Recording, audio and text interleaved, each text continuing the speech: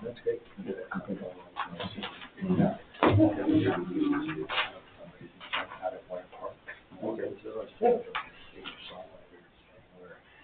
They'll bring in like 2 or 3 folks who mostly live for them and the writers and like 2 really talented people. Oh yeah. So we have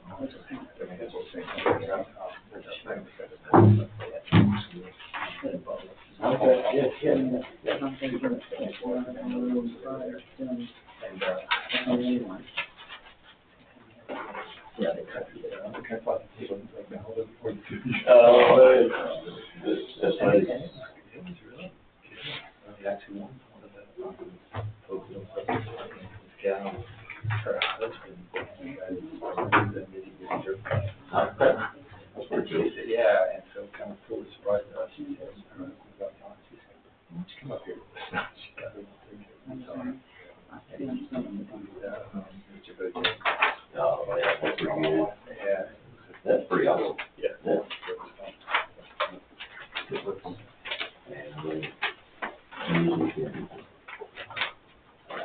it's hard, you know, yeah, it's hard. Well, that's apparently not a very good one, but we're the police. You're sidekick.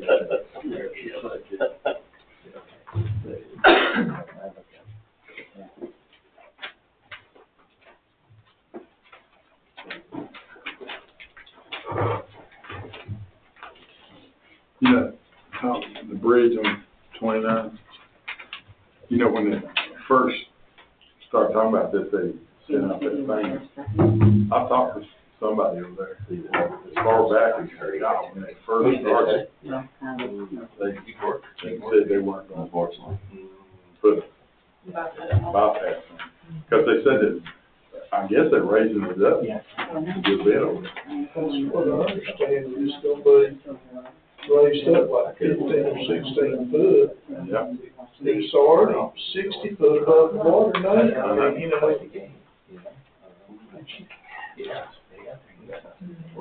I reached out to Franklin County to make sure they hadn't heard nothing from the DOT. They hadn't got anything from them. So I sent her all the stuff I had. Wow. Yeah. Well, people, well, I think what the folks from Marquette was going, if they don't know about it, because you got so many people that come through here. Game day, already, most everybody's already. They come 29. They some, that I see some in the morning, Park County coming through here early, as early as 5 o'clock or so.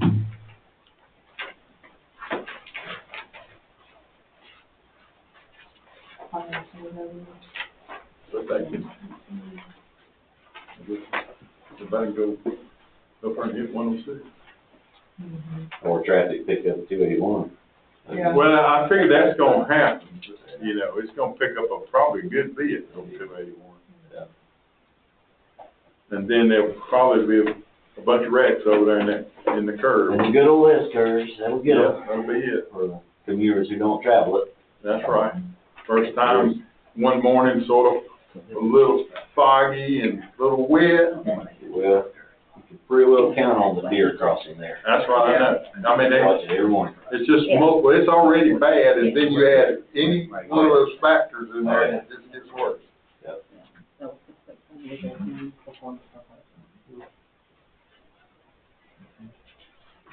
Does Madison County have a game warden? Yes. Is he in county? Yeah. Yeah, he's assigned to us. Real nice guy. I don't see him as much as I did previous guys, but when he does come by, super good guy. Matter of fact, don't even know his first name by heart. Go ahead, no, it's your run. They got bigger areas now than they I used think to. so. Yeah. Hello. Thank you, sir. Good to see you. Hello. Hello. That's District 5. District 5, good. District 5's fine. District 5's probably, they're probably off there and get ready for the fair. District 5 and District 2. They probably, they're probably ready for the, tonight probably the big night. That's a fair? Administrative showdown tonight. With the weather going on and then Saturday night with the ball game. Yeah. Tonight might be the big night. I guess mine, maybe finally. I hope we get some, but I hope we don't, I'd rather not have all of it at one time? Like, we don't need like about 6 inches of fall all dry. You know, we don't. And that's what I'm kind of saying. Well, I'm just thinking about some of that where it runs over the road, under the road, and it might side the road and over the road. You know what I mean? Get that much. Oh. I'd say we don't have our word, I think we got special. Best emergency one there. So we were, you think they have Air Force and that supersonic? Just coming away, maybe Marines, they just come in way. My yard is. Hey, forward day. That's tough. They don't keep it up. You kill the first wave, next is just, replacement is just ready. It's something different, because they got half of them. It's like, for some reason, I've got 2 different kind of grasses in my yard. One side says they won't touch this, but they'll just destroy it. And the neighbor across the street, his yard is gone, but the one across the other side of the street is a different type of grass, and it's just green and pretty as you ever seen. But they're gone out of my yard. For about 4 days straight, Ron kept saying, we got some, I want to spray, and that's like 60 kills, instead of arguing, I just want to spray again. Next day, she's like, I think they're all dead, I just want to spray again. I'd concede the yard, but the rest of it, have a hard Yeah, I time. ain't got to raise no gas, grass, or no cow, so mine was just. Yeah, give the yard. Yeah, there, you look at go.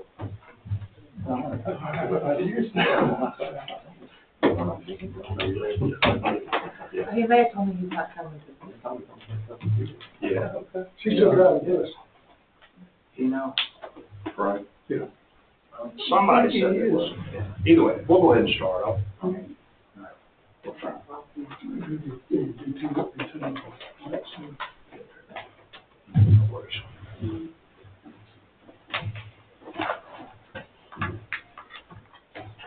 I'd like to welcome everybody to the Madison County Board of Commissioners special call meeting, September 24th, 2024, 4 p.m.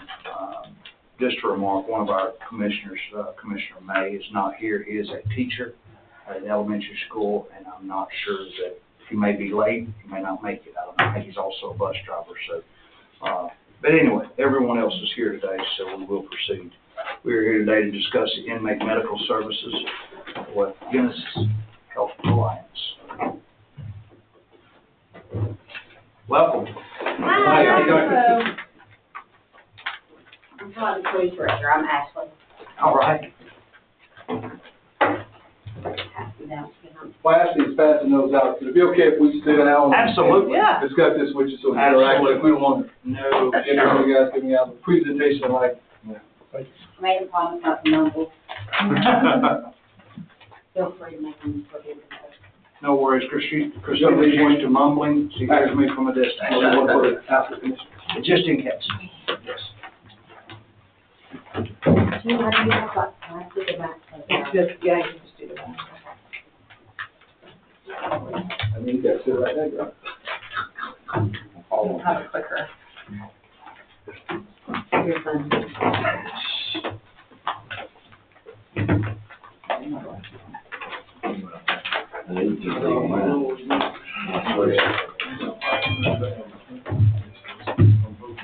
I don't know, I need a, What are you gonna be? well, I gotta, You see that? I gotta boost the seat.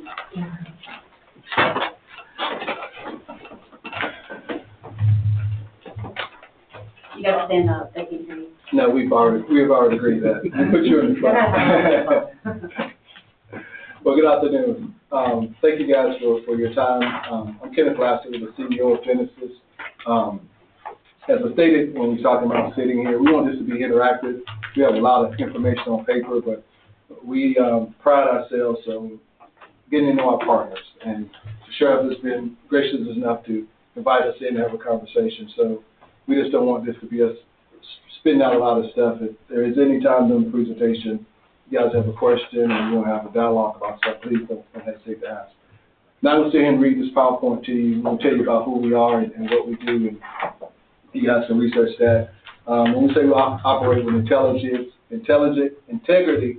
and transparency and accountability, that's what it is about. We're a small company based here in Georgia.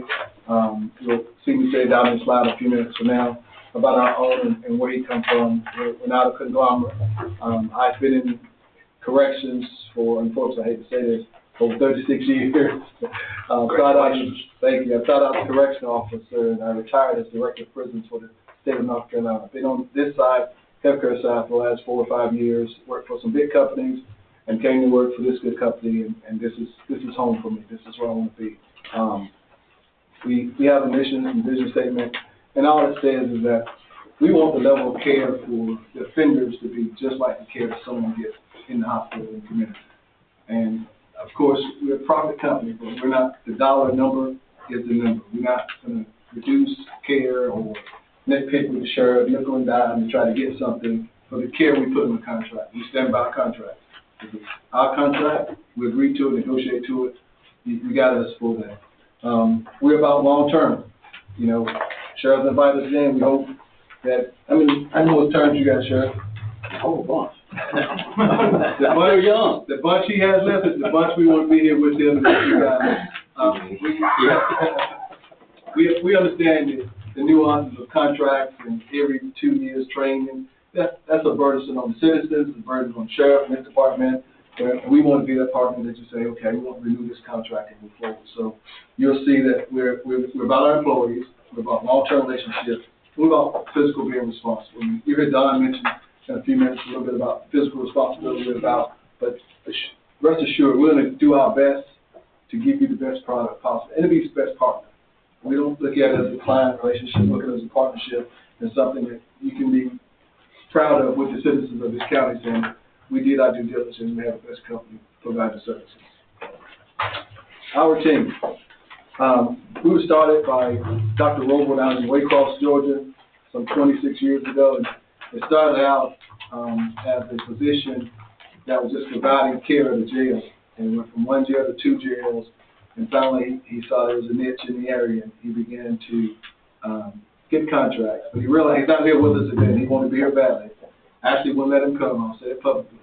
Because he's a doctor. You have to let him do the doctor stuff, too. And so actually it kind of controls us. But seriously, he wanted to be here, but he had some vein surgeries to do today. But Dr. Robles is committed to this company. He's not an owner that does not pay attention to the day in and day out of the company. And he's our chief medical director. So he oversees all patient care for us. And again, I'm Kenneth Lasser, CEO, and all that means I do what Ashley and Don tell me to do, and we try to take care of home office people. Don? Hi, I'm Don Ulick. I'm the Chief Operating Officer for Genesis. A little background on me. I'm an Air Force veteran. Got out of the Air Force, became a police officer in South Chicago. Did that for about 7 years. Law enforcement was in my blood. My grandfather was chief of police. My father's a retired state trooper. My father was the sheriff of our county for 2 terms. So I figured that's what I needed to do, and that's where I ended up at. I did leave law enforcement for a period of time to try to make my way in the world, out wearing a suit instead of a uniform. Family hated it, so moved back to where I'm from. They had just built a prison, and I knew I didn't want to be a police officer any longer, but I needed benefits for my children. I had 2 little kids. So I went out there as a correctional officer. And in those days, corrections was, and I'm put this lightly, was the armpit of law enforcement. And we were looked down upon. Started as a correctional officer there. Years later, I became the warden of that facility. I became the warden of 2 other facilities. The last being Menard Penitentiary. It's on a lot of those shows you see. It's one of the largest MACs in the world. Built in 1878, sitting up the Mississippi River. And I retired eventually from them. went to work for a competitor of ours, a large competitor of ours called Wexford Health out of Pittsburgh. Did that for about 12 years with them.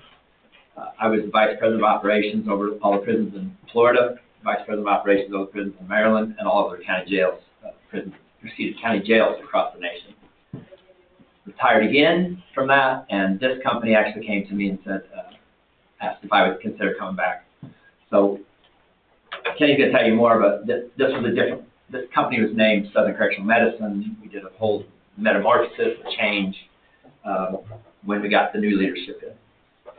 So anyway, I've been here for 3 years, and super enjoy it. The next one on here is Dustin Dowling. Dustin is our Director of Provider Services. He also oversees our mental health programs. Next is Ashley O'Quinn. Ashley is our Corporate Director of Nursing. She will be someone that you'd be seeing a lot in the jail. And then Janet Boyd, who is our Director of Support Services. She's pretty much is the glue that holds, I think everybody has that, maybe sitting right up here behind me. But she's the glue that holds our company together as far as she's in the office, she does all the support services, knows everything about everything, thank goodness. So, and then we have Ashley. So I'm the Director of Partner Success, Snacks, Entertainment, Business Development. I used to work for Dr. Roble maybe about 15 years ago. I was an X-ray tech. So these days I just push his buttons a different way. But I've been with the company for 3 years. Actually, my first week on the job, I was training with my predecessor, and we were supposed to take Sheriff Moore out to lunch. Fortunately, it was the wrong one, and we get a call, and it was Sheriff Moore. So the next week later, came up here and took him to lunch and made him look really bad with his little float fillet. But I'm kind of the cruise director. We anything you can always get everybody. You see, everybody has their cell phones. They are connected to them. Everybody's business card has their cell phones. They are reachable. If you don't get them immediately, they will call you back. They are attached. So that's one thing I like to say that we pride ourselves on is the communication that we have. We are very small, but that is a good thing. We don't get too big for our britches, and we are very, we are partners. We choose y'all like y'all choose us. So, I like to ask questions as I go. Yes, sir. Yes, Come up. So, in understanding you all's role, you said Director of Provider Services, Dustin. So, how do y'all work that? Do you have in-house staff? Is it contracted staff for the mental health and or any outside needs other than just medical? Both. So we have in-house mental health staff. Okay. And at the smaller jails, saying 75 to 200, that's normally telemedicine, and they do telemedicine from their office. So mental health are actually our employees. Medical as well. With Dustin, we hire an employee for a nurse practitioner for here. So again, our employees, always our employees. The nurse practitioner, though, on the mental health side, the reason I'm asking is because you saw the big push over the past 5 years in mental health. And now there's money funding for mental health. And we're seeing, as we've always saw, you've been in this, both of you have been in this long enough to know that mental health has always been a key role, but now it's a focus role to where they're wanting people to be accessible just directly for that. Not like it used to be, where we heard about it about 1% of the time. Now we're hearing about it about 65% of the time, more so than the actual medical. So I'm curious as to how that funding mechanism, how that mechanism is designed with campuses. Yeah, so as we go through this, you'll see that we added 8 hours of mental health. To the best of my knowledge, you have no mental health coverage right now. So you'll have 8 hours of mental health coverage with a mental health counselor, licensed mental health counselor. And additionally, we have on our staff psych nurse practitioners as needed. They're usually for medication management, those kinds of things. The counselors are the ones that actually do the counts in the day-to-day work. There's also MAT programs, and that's one of the things that I'm sure you're talking about, the medication-assisted treatment, has to do with opioids and that type of thing. That's where all the money's coming in from. So those are the types. Yep. those are the type of things that we help you with because if you have a grant writer for the county or something, they come to us for that type of information, and we talk them through that for them to be able to finish the grant and get that sent off. But that's another thing we'll talk about in here is medication assisted treatment. We do that. We do that as part of this service, not as something additional. We have a slide on mental health, the services we offer too, that our mental health professionals will do. And part of your core question, I heard as well, was who's our employees and who do we contract? We are self-sustained. It's very rare. If we contract, the majority of the time it's with nursing, when we have to get contract nursing because we can't hire and we do everything out. We want every nurse to be ours. We don't want a nurse to be part of an agency. The agency has no vested interest in your facility. And so we do our best, and you heard Don talk about it and how we recruit and how we try to retain to have every nurse report to Genesis. The other thing that we contract out a little bit of is x-ray. So we'll have a partner come in and do the x-ray, so you don't have to take them outside the walls for x-ray.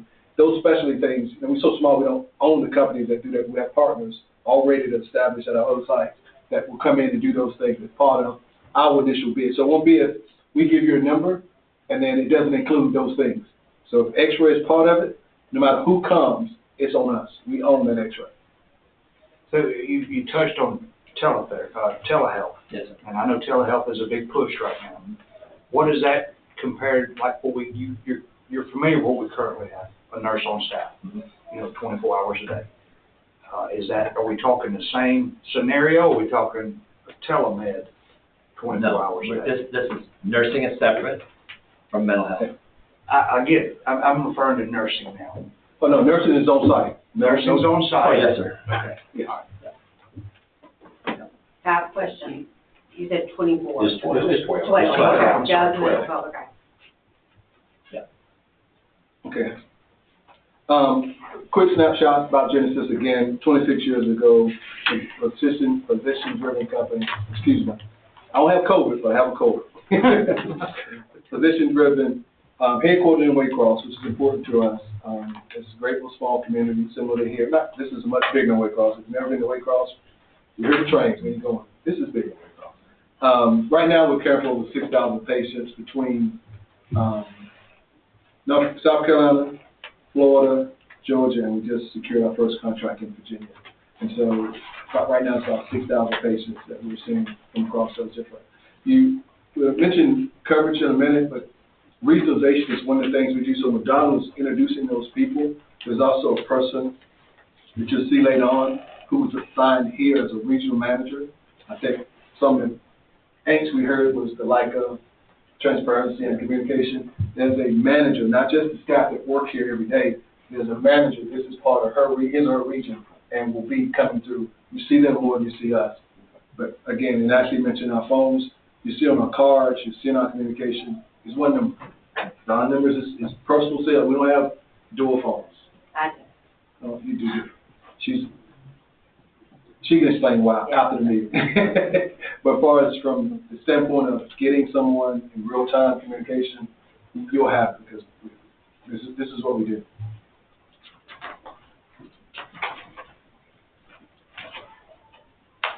So talent acquisition and retention.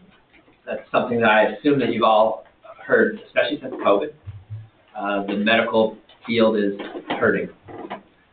The last that I heard during the COVID, they closed down, all the programs, and they were 40,000 nurses short nationwide. That hasn't gotten a lot better.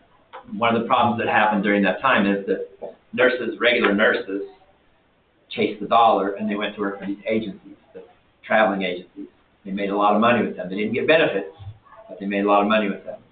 So that's slowly coming back to us. So talent acquisition is huge to us. We do a lot of different things. We do lunch and learns. We go to, actually, I'm sure has already been investigating any universities or any tech schools in this location or around this county. And Tacoma. Okay. And so we go there as well. We actually try to meet with the instructors there because one of the things that I found is that there's the thoughts about what corrections is, right? And if the instructors feel that way also, then they're going to push our nurses, the potential nurses, to come here. So we go and honestly try to educate that instructor so that that person understands what it is to work in jail. We do incentive programs. We do sign-on bonuses. We do bonuses for our employees who refer other. We actually do bonuses for the county's employees who refer a nurse to us, or an employee to us. Comprehensive orientation, and you heard what I did for a living. Orientation is huge for me. Just briefly, when I was a correctional officer, we had training. They brought us back to a max joint, gave us a set of keys and said, go. There was 20 of us. Within about 45 days, there was 2 of us left because they gave us absolutely no orientation. I needed a job badly, so I stayed, even though I didn't want to. But without orientation, it's no different than nursing. When we throw them in here and we don't give them proper orientation, they're not going to stay, and that leads to the retention piece. They have to feel their values. They have to feel that we've trained them correctly. And again, Kenneth mentioned the regional director of nursing, Ali Yeomans, and she would have this area. We also, one of the big things that we do, the big push, is to try to get a PRN staff, so as needed nursing. We pay them a little bit more because they're the ones that are going to come in last minute notice or help us out when we're short, those types of things. So PRN pool is very important for us to get on immediately. How many employees do you have, and what is your employee to patient ratio? So we're a little over 300 employees. So we have 34 jails. We're a little over 300 employees. We actually have 6,837 inmates as of today that we give care to, we provide care to. I don't know that ratio necessarily. It's usually nothing like what you would really want to see. Like, that was a big deal with us when we were correctional officers, right? 1 correctional officer to 500 inmates, that type of thing. That's what it was back in those days. But there's no, I don't know the actual ratio. I don't think any of us would be able to say exactly what that is. But what we do know is, based on historical perspective from other jails your size, exactly what's needed. And so when we staff it, we look at those, we get something as close as this, and then we determine your staffing pattern. And one of the things that equates to that, or helps us come to that number, if you have a, what's the word? I can't think. I don't know. Overnight, 24-hour nursing station. Oh God, what is it? Infirmary. Thank you. Oh. If you have an infirmary, which you don't have one, that's why you can't look at a ADP, a number of patients, say, this is how many nurses you got to have, because if you have an infirmary and have 30 patients, you need more than 100-bed facility, because they need 24-hour care around the clock. And so inmate to staff ratio will vary based on your actual individual needs. That's why your contract is looked at, and it's looked at what your needs are, not what's on this sheet. And we'll take a snapshot of another facility, but then we look at exactly what your needs are, the number of sick calls you have, the number of chronic care patients you have, and that determines what you need as far as it relates to the staffing matrix. You shared that information with me, Jeff, Michael, about what our patient history has been. The daily population is one thing, but the actual count of triage into the nursing station is going to be a lot higher volume, because our average daily count of inmates going in and out is 5 per day in Madison County. So that's on an average. So obviously their triage is going to be a lot more than just the daily population. That's on top of sick calls. So if we got anything, the new one coming in, and then you got 6 calls already going on, they may be looking at 20 patients at a time versus, you can't just look at our bed count, because some of them come in, and that's exactly what he was explaining. So they earn their pay. And that leads to the next thing, because that's a great question when we talk about properly staffing a place. So when we look at how you're staffed now, you have 2 nurses. I'm not 100% certain that you have 2 nurses. I know that one is a registered nurse, and one is, I think, something less than an LPN. She hasn't started nursing school. Okay. Yeah. So in our case, you would have 2 nurses, 12 hours a day, 7 days a week, 2 nurses on staff. And you would also... One. There's 2.1 days, one per shift, but it takes 2 nurses Right. to complete Right. the 7 days. Sorry, for the rotation, yes, so that's two employees to finish that 7-day rotation. RN, LPN. It's a combination of RN and LPN. We were trying to figure out what y'all had here. And I don't know that we ever really, you got the information from the company, they were. So what they have, and what we did, was we were told they have one of each. So we did what we do is when we do our pricing, we do like salary surveys, market surveys around here. And because they had an RN, we had to look at that. Now, you're not accredited, you're not one for accreditation or anything. We have somebody who will do H&P, and RN is not needed. But we did price it in, so you're gonna have an LPN or an RN, but LPN minimum is what you're gonna have. Right now, they're not functioning that way. So we got a clear grasp on the difference between an LPN and an RN, right? On what you can and cannot do. Yes. And the services you could deliver. They're very limited with the LPN compared to an RN. That's why we have the mid-level supervisor that's coming in 4 hours, and as well as the regional, because the regionals are RN, so they can supervise the LPNs and give them the authority to do what they need to do inside your site as an LPN. That's why and we have the DON nurse, and Don mentioned Ashley, so we have 2 more nurses above the LPN that help supervise them. And that's why we have clinical people in those regional level positions, not just the admin person. But we did price this as an RN and an LPN. 1 and 1. 1 and 1. Okay. Yeah. Based on what we were under the understanding of what you had as well. So on the next page. You talking about your CMA? Staffing, that's what I'm going to do. The next page is the staffing matrix. And the first one on there is the administrative assistant / CMA, certified medical assistant. That would be a new position here, 5 days a week. They are able to do blood draws, a lot of different things, right? The other piece that we do is if they're not certified as a medical technician, then we assist them with getting certified. It's 84 hours, I think, of schooling for them to do that. Not like semester hours or anything like that, actual hours. And they can get their med tech. And when that happens, they can also pass medications. So when a nurse doesn't show up or they're late or whatever, this med tech can also be doing med passes. So that's in addition to what they currently have here. LPN, as we mentioned, an RN, mental health professional, which you have not had up to this point. Mid-level, which is a nurse practitioner for us, who's supervised by a doctor for 4 hours a week. Any questions on the matrix? Where's the RN? So it was LPN, I didn't put the slash, and I can go back and edit, but it's LPN /RN. Let's do that, because if it ain't black and white. That's right. It pretty much ain't. Yeah. I'll go back and amend that. And then the next one just has our home office team. We talked about that a little bit ago, that you have my cell phone, you have Kenneth's cell phone.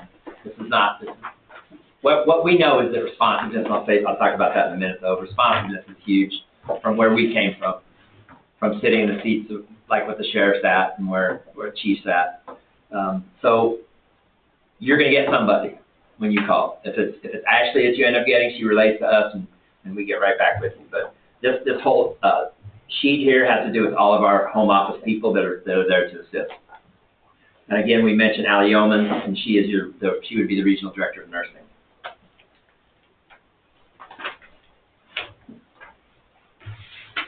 Medical services. These on the left here, we'll go down those just real quick. These are all services that are provided. Obviously, provider coverage, nursing coverage, 24/7 call coverage, meaning that there will be someone on call 24/7. Sick call, chronic care clinics, which I think that you may find that you're not having real chronic care clinics here at this point. Pharmacy and medication management, KOP program, which is a Keep on Persons program, to talk about how we institute that, if we institute it or keep it. What did you say it was again? KOP, Keep on Person medication. Medication that you can keep. Yeah, certain medications that they can keep that, you know, obviously are not harmful. And they have some workers, like some of the, working inmates, like inhalers or things like that, just on the person. The staff can keep, you're not talking about inmates. The inmates. No, inmates, The keep on person medications. Yeah. It's pretty standard across the country to have a limited keep on person, medication program. Do we do that now, Jim? Not at the moment. So what, oh, go ahead. I've got a quick question on the matrix. When y'all come up with this matrix, this is the matrix that we currently use, No. you're just mimicking it? No, that's those additional positions that I said. The CMA is additional, the mental health is additional. And currently, we have 1, 2, We got 2 nurses, and then we contract mental health to come in, when needed. There's also some talk of some, usage of UGA students with the mental health, team, so we were looking at that. Then as far as, contracting and everything else will be basically the same. We actually transport out to the hospital or the x-ray services for that, so that will be a little different than what they're offering. and you currently have RN, LPN? Okay, Now, one of those is not an LPN. okay. It's less, Or yeah. soon to be. CMA, She hasn't maybe, started school. probably a CMA or MMA, Should something. be. I think it's CMA. Right. Yeah, Okay. she was about to start nursing school. So the KOP program, and then obviously discharge planning prior to them getting out, if they need services on the outside, having a discharge planning program. Translation, interpretation services, we use that quite a bit. Utilization management and reporting, meaning simply basically just the review of diseases, trends, inpatient hospital stays, whether they were appropriate or not, if they were too long. Claims processing is something that is included in this contract, and we do that in-house. It's not, again, it's not an additional cost. And then the ones on the right here are continued, but I think that the majority of these you don't currently have. So laboratory services, you have laboratory, but they're not done on-site. We do them on-site. X-rays and ultrasounds are part of this contract. We do it on-site. EKGs you don't have done on-site, we do those on-site as well. All these things, either you have to have someone, you have to send someone out for these. Actually put them out in the community, and some officers have to go with them, or EMS with an officer. IV infusion therapy.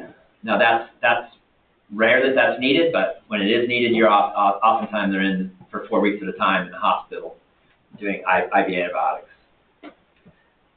Electronic medical records, you don't have that currently. That's in this proposal, in this price. Obviously, electronic medical records is a huge help to nursing and helps with litigation with the county. Suture callback program, that is a voluntary program for whoever the nurse practitioner is. We offer them a certain amount of money to come back if there's someone needs sutured up. For instance, it's normally around $300. We'll say, if you'll come back to the institution and you live close by, then we'll pay you this amount of money to come back to suture them.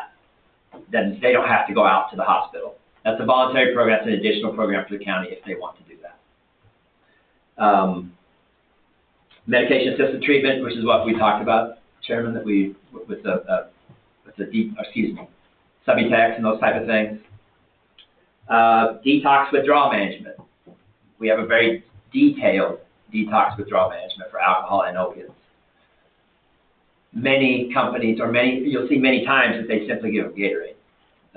We have a lot more than that. We have a whole regimen of medications that they're on, depending on what they score. Okay.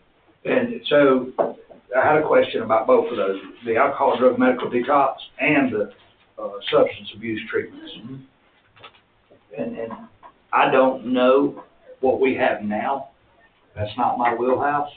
And so I'm not going against Michael or what y'all got. I will tell you, in the past, I've heard that our detox treatment is not very good. I've heard this from the public. Our substance abuse treatment is not very good. I've heard that from the public. And that's the reason I'm asking. More detail on both of those, because what I've been told from the public is if you're an addict and you go to jail and they empty your pockets, no matter that you've admitted you're an addict, you're automatically going to go into withdrawals real quickly, and it has been denied by doctors or nurse on staff that they can have anything to offset that. Now, I don't know if that's true. I'm stating what I've been told. I really would like most definitely more information on both of those, because that is a problem in our county, as it is in every county. Opioids is a problem. And when they come in, just going in the cell, sometimes it's not the best answer to that, because then it causes other problems. That's going to be very expensive problems. So just later, at some point, We'll give that to you. I can just briefly throw it out here, not to belabor the point, but so there's a CEWA protocol and a CALS protocol. CEWA is for alcohol, CALS is for opiates. And it depends on how you score. If you score over a 10, you start a whole protocol, a whole regimen of things. And I have it here because I'm not medical, but I've had my medical provider give it to me. Things like first of all, you're placed on a lower bunk. Just things that when you have a seizure or you go into these things, you fall off the bunk, there's an upper bunk. Your vital signs are done twice daily. We complete the suicide screening, which is very important as well, because we know what happens to addicts when they come in. We do a finger stick, blood glucose, 4 times a day, initially for 2 days. And then if there's medications, we do folic acid, thiamine, odenstrin, Keppra, 500. So there's a whole regimen if they score over a certain amount. So it's not just, and I will say, I don't want to speak for anyone that I've spoken to about your county, but I was told the same thing about your withdrawal, that it was basically just Gatorade, period. So that's what I know. That's all that I know. Yeah. And again, it's different for the opiates than it is for the alcohol. And there's a regimen for both of those. Yes. So I can get that to you. Thank you. Yeah, we'll We make do sure. know the protocol. There's different medications that our providers use too. Yeah, I just don't, and not trying to be critical of anybody's prior services. It's just our deputies are deputies, our jailers are jailers, but they have to face the repercussions of withdrawals. And what's out there right now, we're not equipped to handle, no matter what we do. So we have to head off as much of it to protect their safety and the inmates' safety as we possibly can. So the more options, the better, is my phrase, I guess I want to use. And thank you. And the last one, substance abuse treatment, which is what we've talked about as well.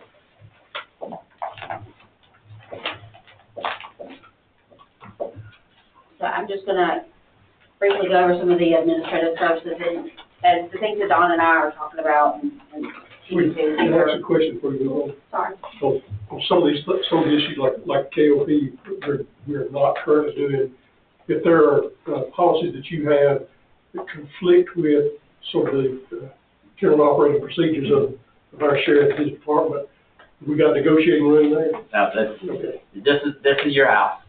Okay. We're guests in your house. We will certainly tell you if we think that something's wrong or something different should be done. We should do that. But we are guests in the sheriff's house here, or the county's house. We do not. Well, That supersedes us. one of the things we try to instill in our employees is the moment we sign the contract, they're also employees of the sheriff. Because this, Don says, like we said, we're away. This is where the rubber meets the road, and this is where he has to manage the population. And so, to your question, doing any transitions, we lay out the policies that we have and let the sheriff verify, yes, I want to do this. Keyboard person is it'll change his life bigly, as they say, because he won't have to have as many medication passes. Because hypertension, let's be honest, I take a pill every day for hypertension. That is a keep-on person medication. But right now it's not. And someone has to come to the window to get a blood pressure pill that they can't go deal with, So those are the type of pills. So there are definitely positives to it, but again, These are all Sheriff kind of and his staff are generic gonna what feel certain ways. we have. So, and this is both sides. Have you had the opportunity to evaluate inside of our facility where you're gonna be working at there? And to evaluate our procedures? not your procedures. We did a walkthrough. We did a walkthrough to see your facility. And when you say procedures, sir, what type of procedures are you talking about? The security procedures that we had to adhere to? No, security procedures in a penal institution are pretty much standard. Yes, sir. What I'm talking about is the way that we've handled in the past the OD patient, the substance abuse patient that's in there, where they're stayed at, where they're at, on-person medications versus everything's dispensed.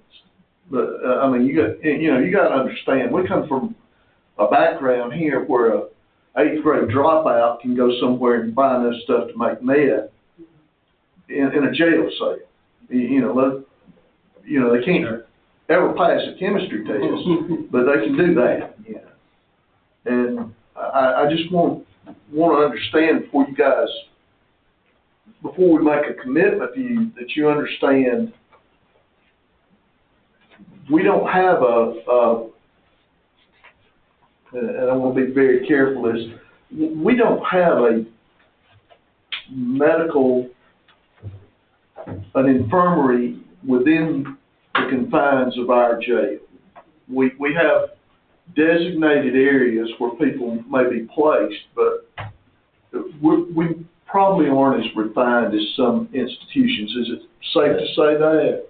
Totally 100%. Our biggest weakness is our housing for our medical, because there is none. There's 2 cells for 96 beds. There's 2 cells that are observation medical cells. We have a drunk tank where it's supposed to be for drunk tank. Guess what? That's typically our suicide room, which is full. Okay.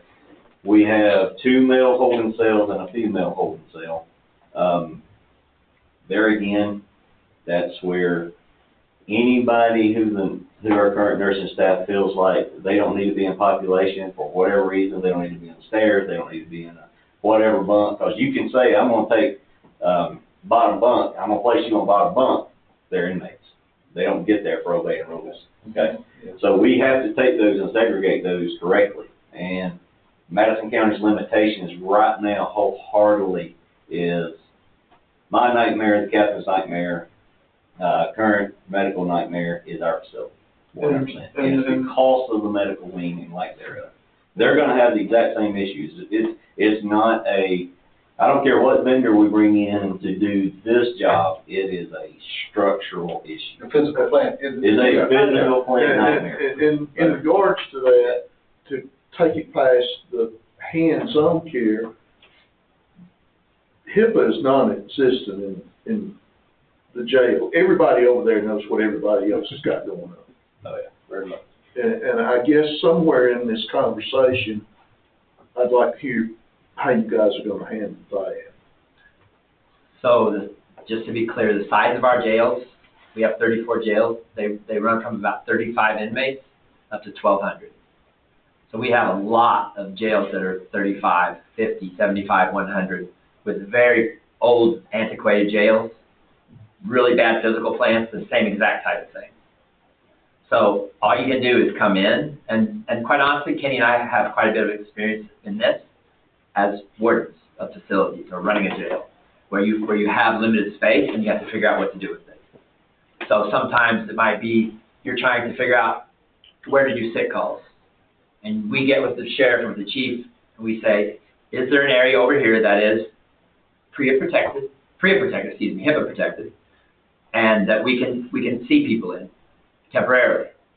Those are the type of solutions that we try to bring to it, but we absolutely understand limited space, bad physical plans, all that type of thing, because I think the majority of our counties feel the exact same way, that their facilities are not appropriate.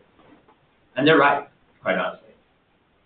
I want to compliment Commissioner Chandler's question also. Both of them are great questions, and I appreciate the dialogue back, Jeff, because we need to know that. That's things that we need to be working on amongst ourselves. Yeah, that's no why matter I the back. provider. Remember I sent out an email saying we need to Yeah. think about our future. Yeah, but we need to specifically look at certain spots of it immediately, it sounds like. Yes, but the problem is, where we're at now, we're almost stuck. We have no additional. We'll get we'll definitely have more conversations on that pretty shortly. But one of the things I want to add to Commissioner Chandler's questions was, so following the email chains for over the past 2 or 3 months, we ran into some contract issues. And I apologize, council's not here today. There's a situation and he was not able to attend. Contracts is going to be very important in this. The contracts are written with the Madison County Board of Commissioners, because that way the Madison County Board of Commissioners is liable, not the sheriff.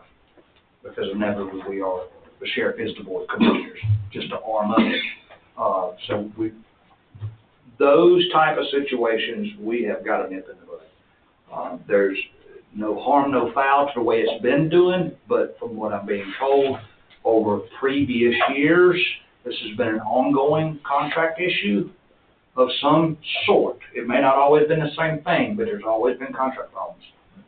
That has to be a document. It goes to our attorney, it goes to Jeff and Michael.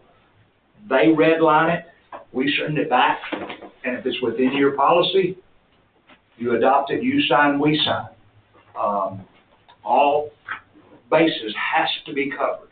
Now, one of the things, adding to what Commissioner Chalmers just said, was you're going to find in our current policies, maybe the way it's been for 20 years, we're looking for what it's going to look like 5 years from now, because that's the patients we're dealing with. The patients we deal with 5 years ago is not the same patients that we deal with today. That has to be a fluid document that moves. And yearly, when those contracts are signed, yearly, it has to move with those patients. And we'll work in relation with the sheriff, the chief deputy. So we did send a sample contract, I did up to the sheriff. Okay. And I think there was a few red lines that, I mean, there was nothing. Mr. Pruitt got it. Okay, good. And forgive me if my tone sounds deliberate, that's just the way I speak, and I can't fix it. I wish I could. Yeah. Your record's good, Mr. Chairman. And as it relates to your old contract, I think Don walked through a few minutes ago, something that was on the right-hand side. We were able to see that because it's public record. And we made sure we looked at the things. There's nothing here we reinvented. We're not some gurus that fell out of the sky. This is this basic understanding healthcare in jails and prisons, and this is what we do in all sites. There's nothing in this presentation that we haven't offered every one of our clients. Correct? The I that has to be dotted and the T that has to be crossed is insurance and coverage. Med-mal, professional liability. 100%. I like my sheriff. Yeah. I want to keep him on the outside. Our certificate of insurance specifically says who is covered. Yeah. Your name will be on the certificate. Okay. And we present a certificate to every one of our partners. So you have X amount of jails, and each one of them has their own certificate. There's no blanket policy. All right. No, we literally have to go in and measure square feet of the medical unit and all these things, that has to go to the med-mal company. They want to know the average daily population, all those types of things. So they are specific to that. We provide them information, then they give us a quote for your jail. We have to get our own quote, so we have to go in there and provide information. I have to ask him stuff before I can't get a price on anything. We can't give you a quote until we get how much your insurance is going to cost us. Okay. And you talked about your policies and 20, I like that. If he's committed to being great partners and back and forth as to this is what will work, we will put every bit of expertise we can at his disposal to try to make sure that these policies adhere to your station. That's the only thing that differs. Now, the policy different because some sites won't keep KOP, some don't. I'm just using an example. But as far as what we're going to provide you is across the board. So if there's a certain way that we need to come up with a way to do sick call, if we need to do it at alternate hours because you're short-staffed and you've got to, keeping people from going outside, providing good care, health care is our number one. And then having the sheriff not send someone out every day is this is why we're here. We know the cost of sending a CO or deputy out to the hospital every night or every day, or having a paramedic come over and do what nurses should do. And so we are equipped to do that with our staff of veterans. And here again, understand that some of our questions will be back and forth, which leads into another regarding the telemedicine thing. Do we have a place now or do you utilize that service then, guys? We can use telehealth for mental health. That is something we do. But not for the patient that, prisoner that may have a allergy or a head cold. Correct. It's not utilized for that at this time. Correct. If you have a computer, we can do tele. We can do it. It's the same. What we currently use that type of thing for is after hours. So if we want to get eyes on this patient, inmate, when they call for the 24/7 call, our providers have that potential to hook up with your laptop and be able to see and talk to this inmate after hours. Before we decide to send them out, oftentimes, obviously there's certain times they're just going, but. Would the professional who deals with the telemed interview, that's one of your employees, not a contractor? No, that's one of our medical professionals. Thank you. And Don will give you some more cheat sheet little things when we talk about it's called 4MR, but the electronic medical records, that's kind of like one of the things that'll help you after hours too, with a waiting doctor provider on site. So, the administrative services, and this is inclusive in our price, and site specific, and this is one of the things the sheriff and I were talking about. That I told him, these are things that are yours, and a lot of these licenses are supposed to be displayed in your medical department. Your CLIA license, your DEA, pharmacy license, controlled substance registration, if there's any local, county, or state licenses. And can I add, so CLIA is a laboratory. It gives you the opportunity to do labs on site. So if you don't have a CLIA, that means you can't draw labs to get your diabetic check. And that, if they're not doing any blood draws or anything like that, then there's probably not a CLIA license. And that's probably why labs are going off. Insurances that we cover, malpractice coverage, general liability, workman's comp, commercial automobile liability. So you will get a COI, certificate of insurance, as soon as we get the contract, we email it over to you. You will have that. It's got your address on it. Also, all medical and employee recruitment is funded by payroll services, employee benefits, background checks, credentialing for our providers, on-site medical orientation training. We also do security-specific training, medical, clinical, and office supplies, up to, I think it's like $500. So anything under $500 we cover. If it's over $500, we'd have to get with y'all before we order it. But it's not like we just go and order. But if another laptop or something was needed, then we would have to get approval from the facility. The payroll service, employee benefits, forgive my ignorance, but what does that have to do with this? Well, I'm just saying things that are covered. I mean, sometimes Our payroll, you're not responsible Yeah. for. Just, and there again, this is generic because we're not saying this guy doesn't do it. I was hoping the sheriff's salary was gonna come out of your. Well, I mean, To be honest. Oddly, he hasn't talked to us about that. I mean, I tried to get him to be a booth space. We'll talk about that, we'll leave him out of it. It's all right, thank you, go ahead. But, we offer security-specific training, any training that y'all require, our staff does, CPR training, we do all that too. Any questions? Does at any point in time, does our EMS play in on this? Like, do you all call our EMS very often? So, our current service, our doctor is on call 24/7.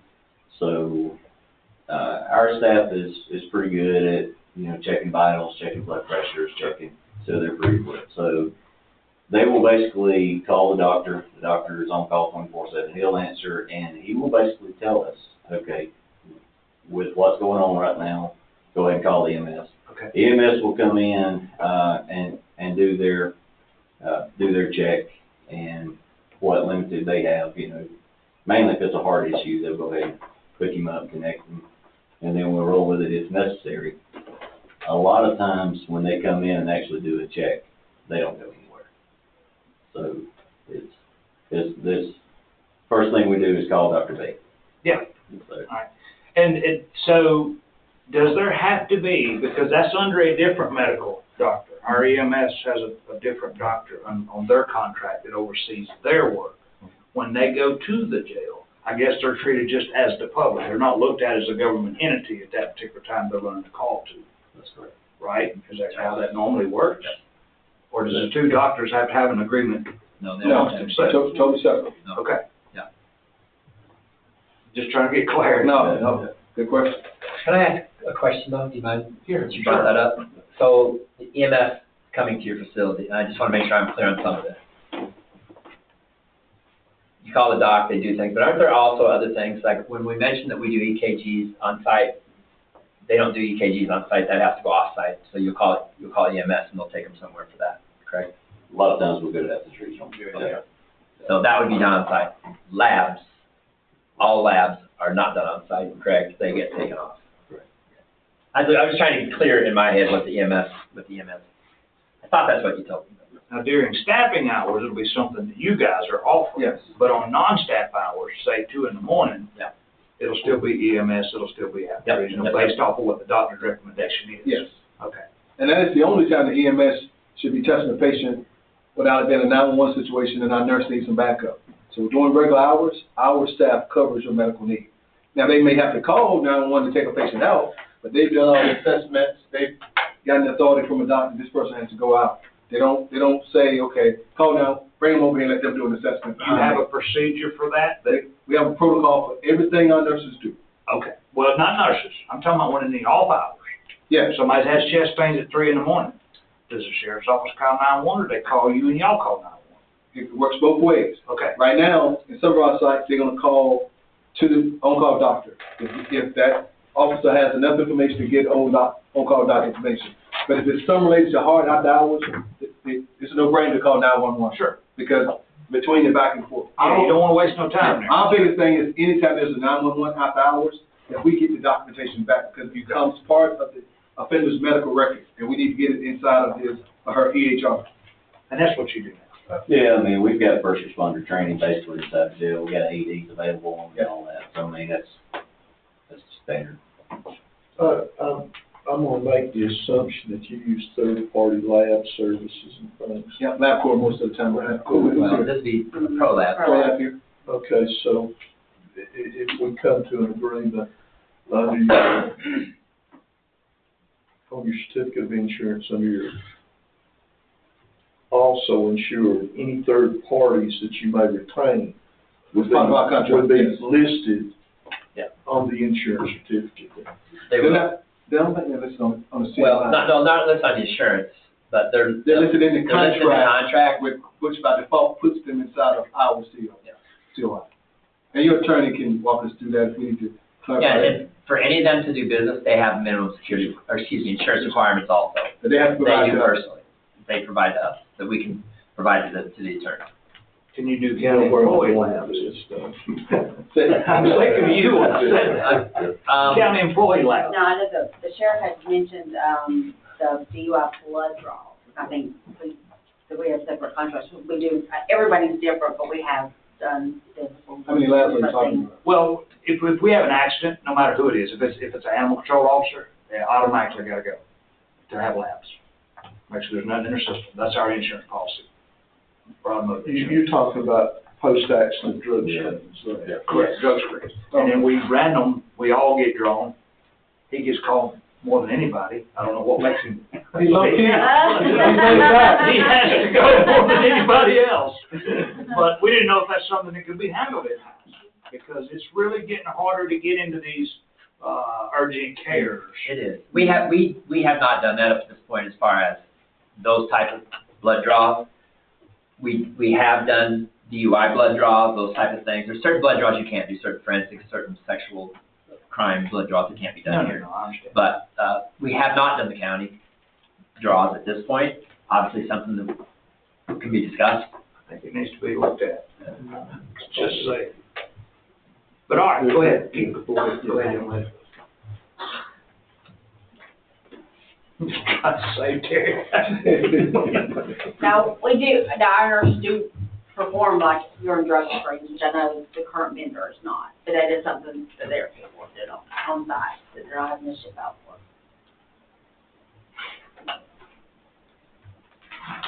Well, it's within the hours, it's in the working hours. Most DUIs is, I ain't gonna say most, but a lot of ours is at 2 a.m. Yeah. when there's nobody there. But you don't have to call EMS at 4 o'clock during the day to drive somebody off to go see the company. We talked about this, in depth, but here's the mental health component that we bring to the table, automatic as part of it. Is the special observation, multidisciplinary communication. He has to know who he has behind the wall and what's going on. We encourage, if he puts someone on suicide watch, that we have to get them off. That's why we have 24-hour care. Same thing, if we put someone on, we have to get them off through some communications. And that's why we make sure Don has people Monday through Friday, Saturday, Sundays, weekends that are available to come in via, especially during core, electronic medical record, can look at the patient, what's going on, what vitals has been left, any communications that has happened, and remove someone. So you don't have someone that was faking, I hate to use that word, but went on suicide precautions on Thursday and don't come off to Monday because that's when the doctor comes out. That's not how it works. So they can be removed through some consultation with our medical doctors anytime you guys want to get them off. Suicide prevention, withdrawal management, and security staff training. Crisis intervention training, I don't know how much of that you guys do. Most law enforcement agencies are going to it now. It helps a great deal because all it's about is communication. So I would encourage you to look at a program of that sort. ACA, Sheriff's Association, most of them have it's called crisis intervention, where multidisciplinary teams meet about particular incidents, and it helps manage the population, not just those that are acting out, but whole entire, because independents are not afraid to talk to staff. It's a pretty good program. Fun conferences you go to. Jeff, currently, and this, I don't know how this would relate or if it even relates, but 1013. Y'all do that automatically or do you contact the doctor? Usually, typically, 1013 will be through the mental health, if it's gonna be on that side of the doctor. You know, we're not talking about two-party affidavits from a court order, we're talking about Yeah. 1013. So typically there would be, either the telehealth or, advanced behavioral. We use those guys a lot, if they come in and actually diagnose and actually fill out the 1013. So, yeah. That's an area. Yeah. And most agencies, small agencies use that line and Yeah. get good outcomes. Good outcomes. Jeff, Michael, if you confine a patient for a suicide watch, and obviously we have video monitoring for the area, do we have the ability for remote video monitoring besides in the facility? You're talking about from Send it to them? some all the way from them. I don't have anybody with outside access into our jail cameras. I'm not asking if that's Yeah. part of your services. I just want an understanding of our procedures. As of right now, administration could log in to a URL and log into our cameras. But I'll be honest with you, I don't really want my jail staff doing that at night, because when they do, they come on my payroll. You feel me? They what? They want to come on payroll. Okay. So I got a budget to watch. So, because if not, they'll sit there and watch those guys all night. And some micromanagers try to find something wrong. Well, we deal with that on duty, and we don't. So that opens up a lot of. I just want to understand procedures. I don't allow them to have it, even though I do have it. So I trust our guys on staff, because they're sitting there with monitors, huge TV screens right there in all three stations that they work inside the jail facility, and there's multiple camera views everywhere. So I'm good with. I pay those guys to stay awake and be alert there on duty. So. Okay. Yeah. Good question. I do have a quick question about mental health, and when you talk about suicide watch and using the chair for strength, I don't know what our jail policy is, but do y'all have like an every hour officer check? We do a 15-minute check. 15 minutes. Every 15 minutes they check vitals, and every 30 minutes the policy is to remove them from the restraint. If we have to put them back in, then we'll put them back in. So maximum is like 4 hours inside of restraint. So does our staff check the vitals, or is the nursing staff checking vitals? Nursing staff's not gonna be available 2 o'clock in the morning, so our guys have to do it.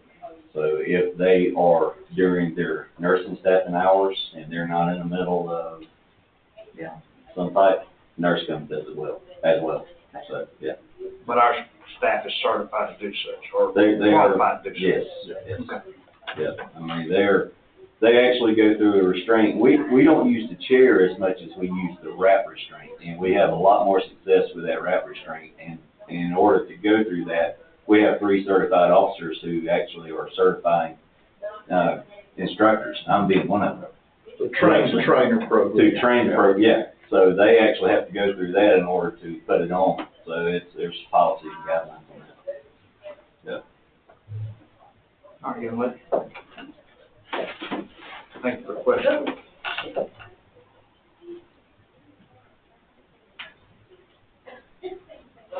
So, the on-site specialty services that we offer, laboratory services, so our nurses to draw labs.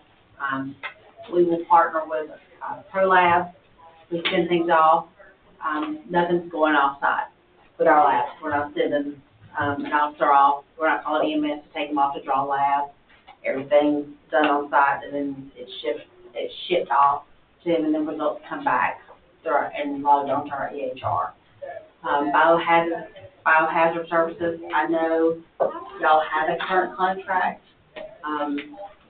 with, I think, Stericycle. We may be able to, get a better rate for y'all with our services, if you would like to go that way. X-ray and ultrasound, we have mobile diagnostic X-rays and ultrasounds that come to you. So there again, saving your guys from going outside. EKGs, our nurses are trained to do EKGs. You have an EKG machine on site at the facility. IV therapy, the same thing. It's not, I don't want to say inclusive. There are certain things that just because it's an IV, not everything can be done on site. But they do have the capability to start an IV. Suture callback program. If, and this is on a, depending upon the nurse practitioner, if they live within like an hour of your facility, and they are, what's the word? Are okay with it. They're willing to come back. They're willing to come back in. We pay, and this is optional. This is not inclusive. So, say somebody busts their eye open, and you call whoever the doctor is, and he decides to come back in, and saves you from, comes in and stitches them up, saves you from shipping them off to the ER where they're going to do every lab and X-ray and CT scan and all that. Also, the wound care program we have, and this is in our proposal as well, and this is an additional, it's not a contractual thing, but it's on an as-needed basis. It's called My Wound Doc, and it's through telehealth, and we've started it in 2 facilities, Floyd and Fayette, in Georgia, and they send, it includes all the medications, all the bandages, everything that it needs. We had a gunshot wound, I think, and they send like a little sticker or something, and they take a picture of it, and they start monitoring. But the nurses have training, and they walk you through it and everything. So I think that's like either 2 weeks or like a month per.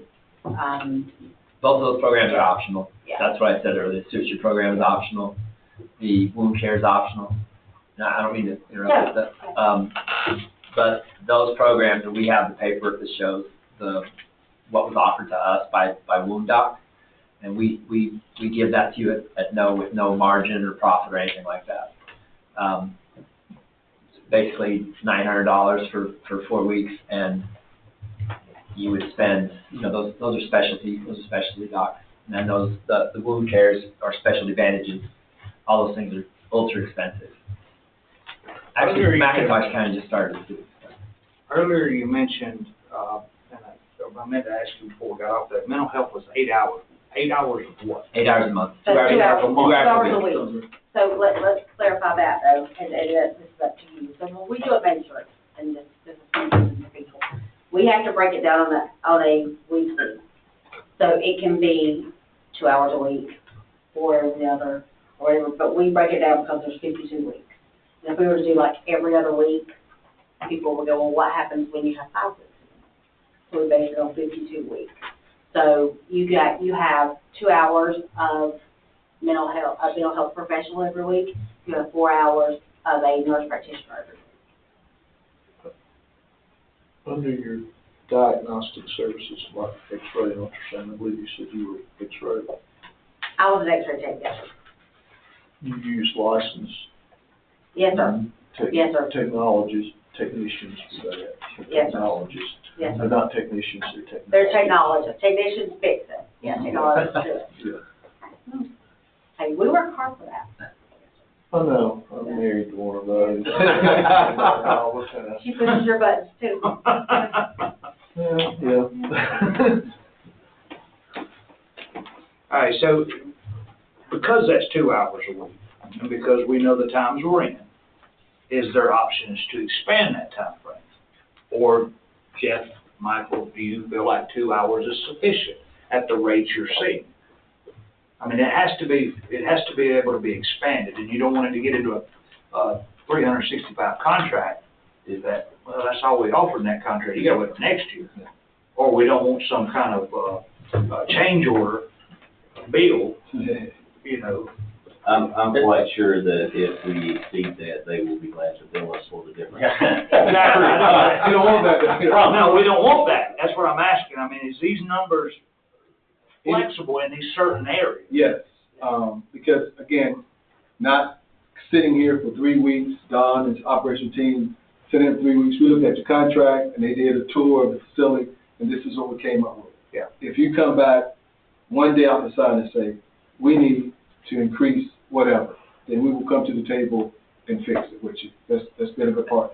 And that does happen from time to time, Yes. and it's a simple addendum, like, we thought 2 hours. All of them would be have enough. a cost, though. Yeah, We're paying that person, yeah, or we're yeah. getting paid. You can give us a fee structure so that if additional hours are required, we know upfront. Up front, you can do that. Yeah, you know, if it's $100 an hour, $120 an hour, and we use Negotiate that. three hours instead of 2, then we know we owe the. I mean, Jeff's good with money, but I also know that there'll be certain times that we're gonna need to go over that 2 hours or that allotted 8 hours, and we don't need no blindsided numbers at the end of the year. I didn't say your personal check. Like I said, we're changing this on the experience of our facilities, and sometimes from us going through a facility, we can ask you all the questions in the world, but with a lack of knowledge, historical knowledge on the facility, if there's not a mental health program, sometimes we don't know what we don't know. So we're kind of blindsided. We're going based off a facility of his size, what we would put in there. He may need 3 hours. He may need. In all 4 fairness hours. to any vendor, look at this thing from a bubble view, they need 12-month assessment. I mean, in all fairness, because you're number 2 moving into this thing. If you guys decide to go this route, they're gonna get a lot better assessment. Well, yeah, and I was hoping that maybe we already have like last year's potential numbers for, you know, whether it be a medical case or whether it be just frivolous wounds versus, you know, mental health or whatever it may be. I would think we'd have some kind of data to work with. And we may I do. know there's medical records, I know that. Yeah. I mean, again, I want to be in all fairness to both parties because there is another contract out there right now, so. So flexibility-wise, I think I'm getting what you're asking. We don't, if they're supposed to be there 2 hours on telemedicine, and take them 2.5, take them 2.5. You don't get an additional bill from us for half an hour. If something happens that is continually 4 hours, we're obviously going to come and go. Because mental health, come on, there's going to be times when they go over. If they need to see 10 patients, and they have 2 hours to do it, and they have a difficult patient, they're going to go over 2.5. They might be 3 hours. I have never, I've been here since we took this company back over. We've never billed for an extra half an hour or an hour of mental health. If it becomes a problem, and it's a consistent problem, and it's taking away from the hours that this person has to do elsewhere, then we'd obviously come to you and talk about it. Okay. One of the things we do, and you said it correctly, at the end of the first year of the contract, Ashley sends out a request, a survey to all of the parties on our side and say, mental health, do you have backlog? Have you backlog yet? What is the trend about? Is it because you can't get staff there to do the backlog, or I just have disruptive patients and every third Wednesday I have to do 8 hours instead of 4 hours? Then we know we need to adjust it.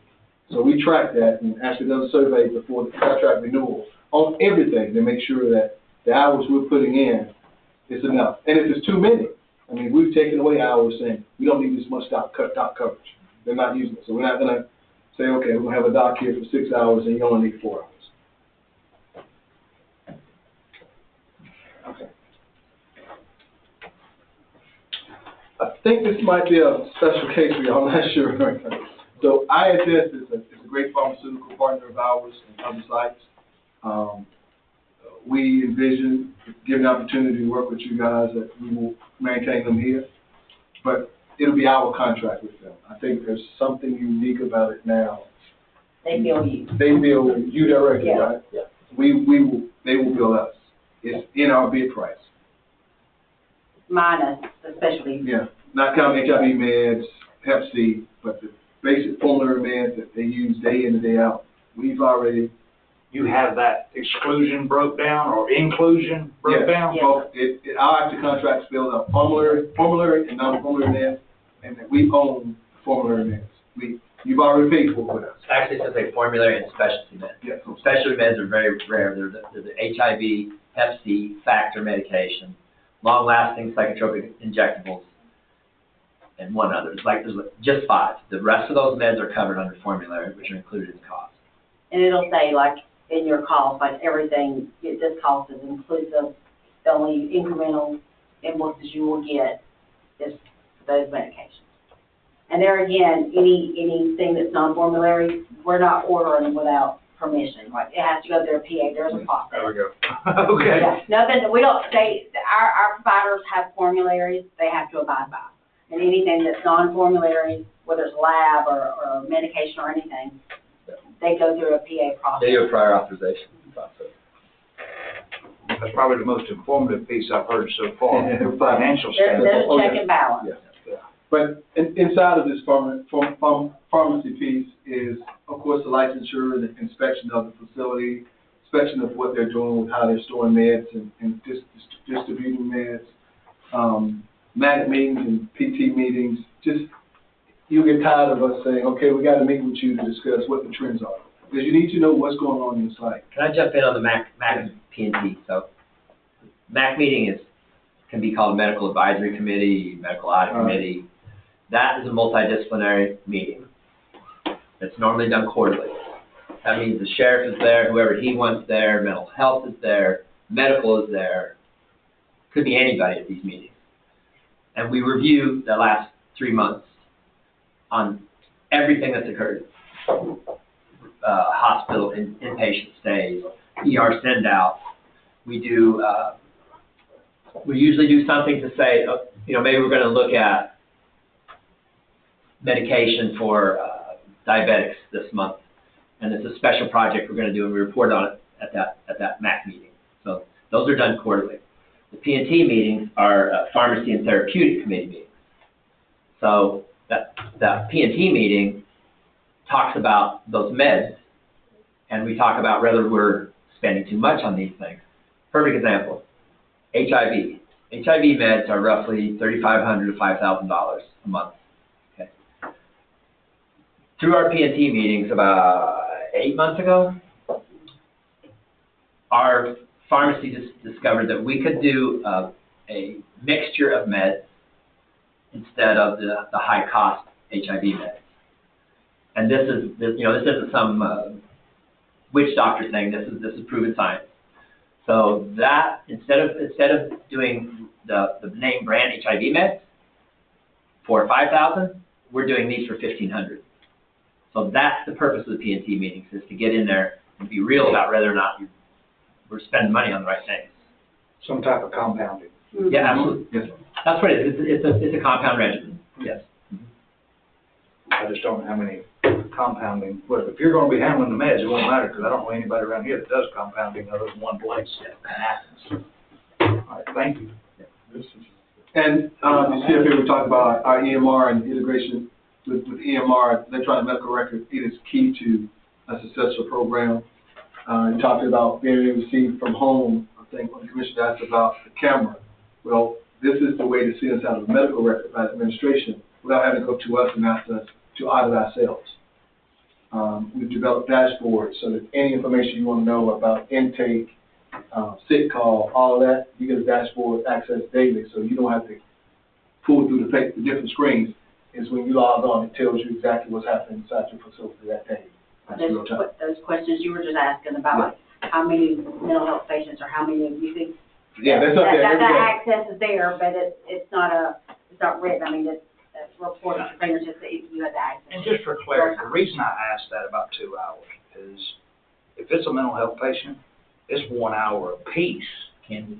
Up front, guaranteed, the first time. So that's only 2 patients a week, and on at least the first initial visit. And if you cut it shorter than that, it's only because you're making time for other people, which may not get you where you want to be. But at least it'll get them on out the road, it may give them help. Now, Not to return again. That's somewhere our nurse practitioner helps as well, though, because he or she will be cross-trained, and so everything won't be tunneled into, if it gets to the mental health professional, this person really needs to be seen, and the triaging piece has taken place by the nurse practitioner prior to, and the sick call protocols. You know, certain things get you to in front of the mental health person. Not everybody say, I need to see someone. Some of those But forms are. through your portal, through the portal that will be available to our administrative staff, whoever that might be, whether it's in the sheriff's office or contract administration, whoever, from day one, we're gonna start building historical data that we can monitor so that next year, should you be the successful bidders for this work, that both sides know Yes. the whole story. But it's forward-looking. We can't go back and integrate too much of it. We'll put the patient's information through your jail management system. We'll bring that over. That part happened kind of smoothly. But we can't go back and put every diagnosis. Oh, absolutely. No, we would just be looking at the Going forward. window where you were the provider. Yes. Yes. Well, Kenny took most of my next slide. I'm sorry, man. On the electronic medical records, a lot of this he just talked about. Uninterrupted service, super users. We have super users in our company that come and train your nurses on how to use the core EMR. They give them orientation and continue training. Records obviously still remain the property of the county. Remote access, and that's key. That's a big one for us because what that does, first of all, it gives sheriff wants access from his home, he gets access from his home. If we, in real time, the provider, when he gets called, can look at that electronic medical record, not have to take the word of a nurse, because we all know that sometimes that might not be exactly correct or interpreted differently. In real time, they get to see the medical record and make a real-time decision about sending someone out or whatever needs to be done. Or after hours, like if it's after hours and y'all call us, it's 24/7 call the provider to get on there real time. And that's what I mean, remote access for the provider after hours. When they're not here, period. How are those records maintained electronically? You know, I mean, I realize they're hours, but, you know, does our IT people need to put in a $50,000 server, or I mean, is it a whole window? Or I mean, how does all that work? And then if y'all walk, or we change after the fact, you know, so we have a great run for 5-6 years and we change. Right. How do those records get integrated? so this is forms driven, and first of all, core EMR is not proprietarily ours. So when you retire, and we're still here, this will still stay. Or if I leave. It's yours. No, it's yours. To put it simply, Yeah. EMR is yours, period. It is not Genesis. It is used all over the U.S. And there are two ways, when speaking of a server, there are basically two ways to host this. One is hosted on your own server, and that is your IT people that guide you on that. The other way is cloud-based, and a lot of times we do cloud-based now. It's roughly, It's $9,600 a year. Yeah. If it's There you not, go. and that was an additional cost that was in the proposal, if the county just don't want to. and a lot of people want cloud-based because they don't want that option of having their server, all the issues that could be happening, the pirating and all that different things that could occur. So there's two options on how it gets hosted. It's a good question because that's exactly the server issue is something that needs to be addressed.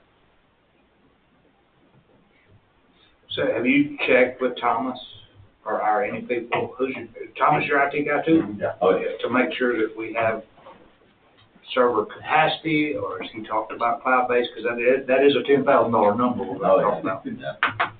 What we have basically currently on site that I know of is about a 20 terabyte storage over there. So if it was me, I would opt for the cloud 100% over it in-house. It just, You don't have a cloud service contract for your body cam, we right? do already. Yeah. Be interested to check, see if that'd be. I don't think that's not integrated. Yeah, that I wouldn't think so. Yeah. Who's the JMS? Eagle. Eagle. Okay, you got it somewhere. I should know. Yeah. Someplace that does provide outside providers with access without providing the opportunity to have our server compromised by somebody. I mean, that's. I mean, really, there's a cost for either one. It's just my background is like, when time's up, when we leave, Yeah, this is You know. yours. That's right. So, you're like, through the Madison County stuff, we're Right. gonna ship you a bunch of boxes, and that would be the same space where we are now, that, we gotta start over. And I've dealt with that before, where if the EMR is proprietary to a company, all they do is a data dump.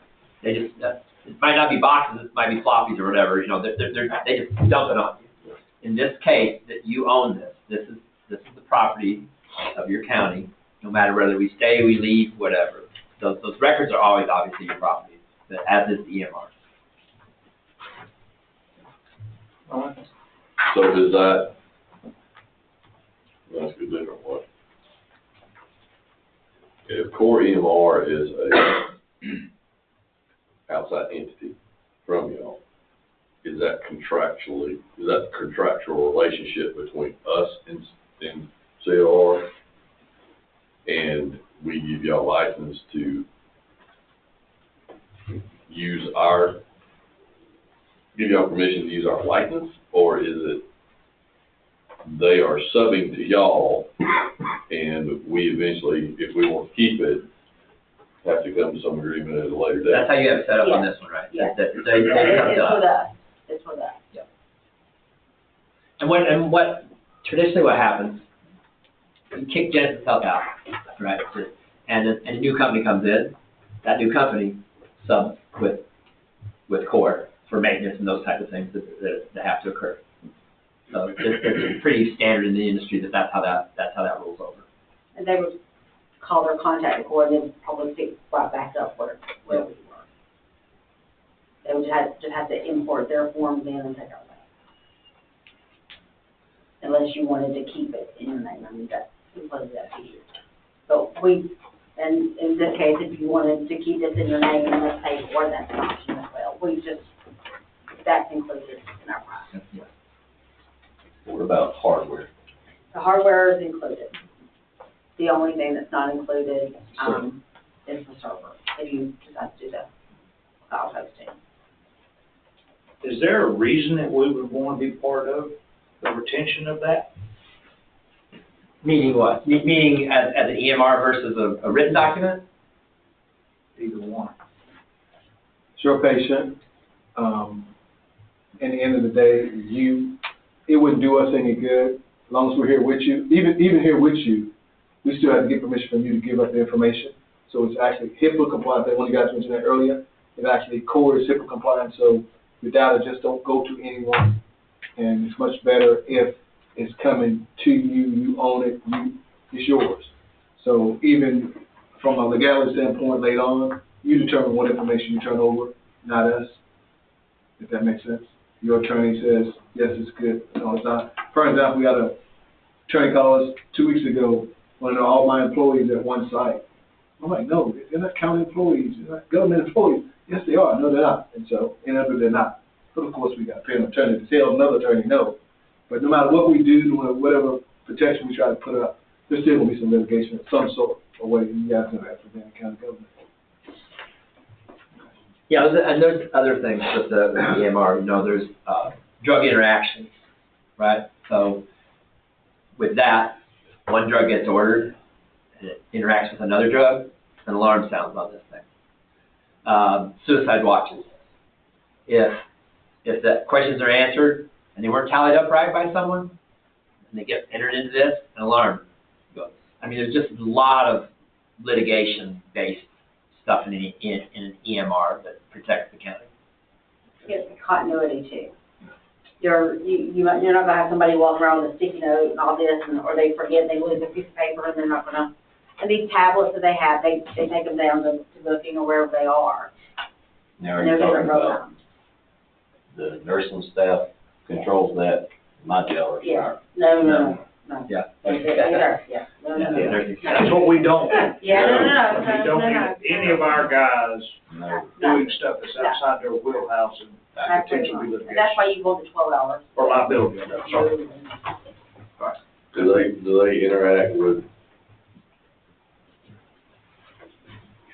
hospitals or EMS type? I mean, No. we have all these records and all of a sudden somebody falls down, they gotta call somebody to come get them. Yeah. And they get taken to the hospital just start from scratch, or Yeah. They don't are they integrate. calling those guys saying what kind of beds they on, or is it just, we don't know? Right. They can pull up and see and give the information, but they don't talk yet. There's a public policy out there trying to make it the law that any electronic medical record has to talk to each other. But that's hung up in the government, so it's not moving anywhere. But they have been pushing for a couple of years, especially from a correctional standpoint. It's the same patient. Go to the emergency room today, tomorrow, he's one of your offenders. I mean, in real good world, it will be perfect, but right now they don't talk. Yeah. Did you get in pharmacy? You see you go somewhere in pharmacy. So those alerts at the bottom are additional, you know, things, blood sugars, blood pressures, vitals, pregnancy issues, the C1 cows that I talked about earlier. Utilization management, I think we touched on a little bit earlier, but we try to do everything we can to make sure that the systematic way to the care, from looking at decreasing ER send-outs. Again, down in our background, we don't want you to have to send people out every day.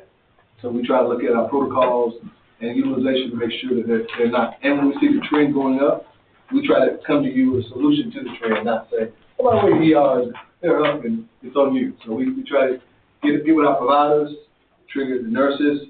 Every week, we mentioned Dustin, he reports out on the ER send-outs for the whole system. So we can know which county is spiking and what we need to do to try to fix that. Provider-driven process on patients receiving the right care. So making sure that we don't have a doc say, hey, we need to run 20 procedures, and no one is monitoring and say, what are these procedures for? And what are they, not the cost of it, what is it for? Because it is not necessary for you to treat me for my ingrown toenail, for you to check my shoulder, then don't take an x-ray on my shoulder. And that's all that is about.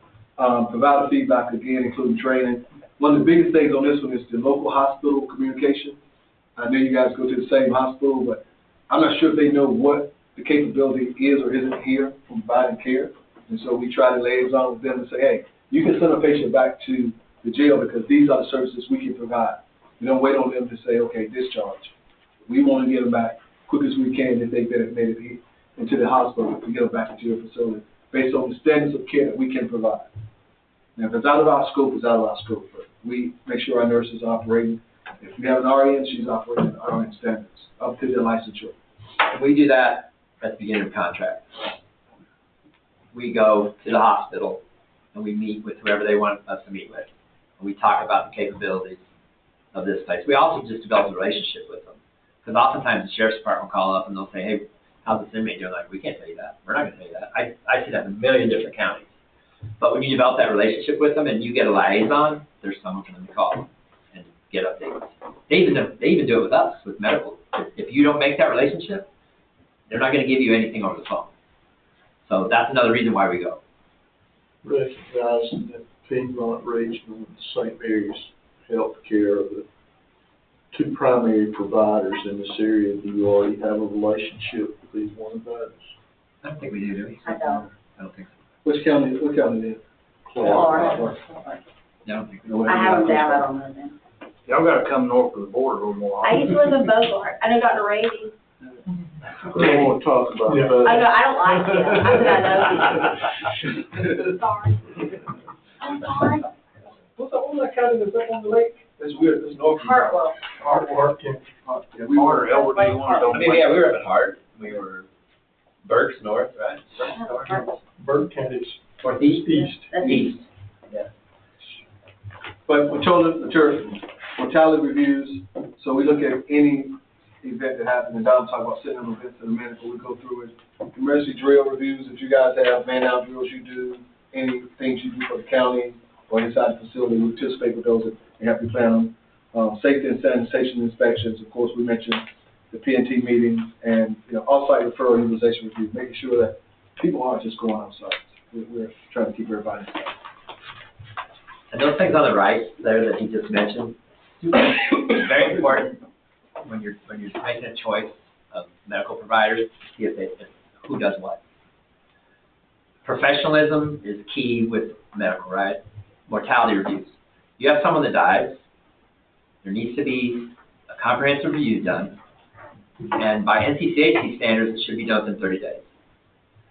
That needs to be held formally at the site with the sheriff or whoever that he wants there. And our people come and we do a mortality review. God forbid it's a suicide. It's not just a mortality review, it's also a psychological autopsy that has to be done. And that's all supposed to be done in 30 days. So and what we find is that's not done. And unfortunately, that can come back litigation-wise on counties. Different things. The P&T we already talked about. I think you rarely find that that's done. Pharmacy utilization, off-site referral utilization review, all those things. So I just say that just simply to say, when you're looking at us or whoever else, these things are super important that they be done for you. Sentinel events, simply serious events, life-threatening events. And we have those reported immediately. They go up the chain immediately. They go also to our med-mal people immediately, and they go to this administration immediately. So anything, any life-threatening, any attempted suicide, any critically ill, someone who, maybe be getting ready to pass away, we got to take to the hospital. Those are sentinel events. And as a review, as a process of doing the sentinel events, we do all these things here that are listed below. So going back to one of the very first questions that was asked about y'all's overall staffing, and I don't want you to spread yourself out too thin because you told us how many jails you have, but our current provider, who I do not know, have never met, but he dealt with a situation during COVID. All right, that's a lot in a jail when you have that many potentials and that much turnover daily. Is the staffing going to be adequate for the next pandemic? I guess you can go out for more contracted services or more PRN services, but how did that affect y'all? What is that going to look like for our next pandemic? Because we're always just a pandemic away nowadays. Right. Yeah, I mean, it's huge. And that's part of what that PRN pool is for us. Yeah. And the recruiting, getting out here and educating people and getting relationships with your universities, your tech schools, your hospitals. Just in case when those things happen, you're right, that we all know there's another pandemic coming around the corner at some point. And that's why it's very big for us to have a large pool of people that we can call on when they're needed. In regards to your management team, leadership team that you've got posted here, who is there someone on this group that heads up your, for want of a better way to describe it, your utilization review committee? Yeah. Is there one person? Utilization review would be our Director of Provider Services, Dustin. Dustin. Okay. Yes. All right. Yeah.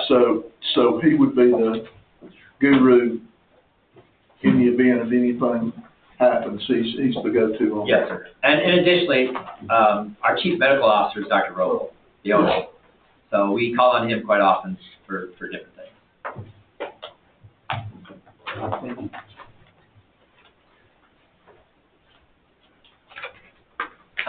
Medical audit committee, I've already explained that to you, how that works. We can probably get past that one.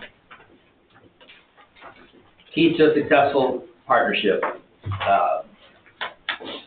One of the things about Kenny and I being involved with a company like this is that, as I said before, we've sat in the seat where you had to run the facility. Everything was on you. And what we know, what's super important is transparency. So what we teach our people is get out in front of it. If you mess up, and you're going to mess up, there's going to be a failure at some point in some area. And if it is, admit it, report it to the administration, and let's sit down together and let's fix it. Transparency is huge.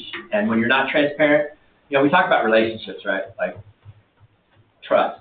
So we'll talk about how I come in and do meetings with the administration when this all first starts, and trust is huge. And quite honestly, you trusting us really kind of starts tonight, right? So you're gonna walk out of here and go, I didn't trust the bald-headed guy. Which one? Yeah. Either, sorry. Easy. No, I mean, yeah. The future ones? Y'all gonna offend my. Okay, all right, that was a bad.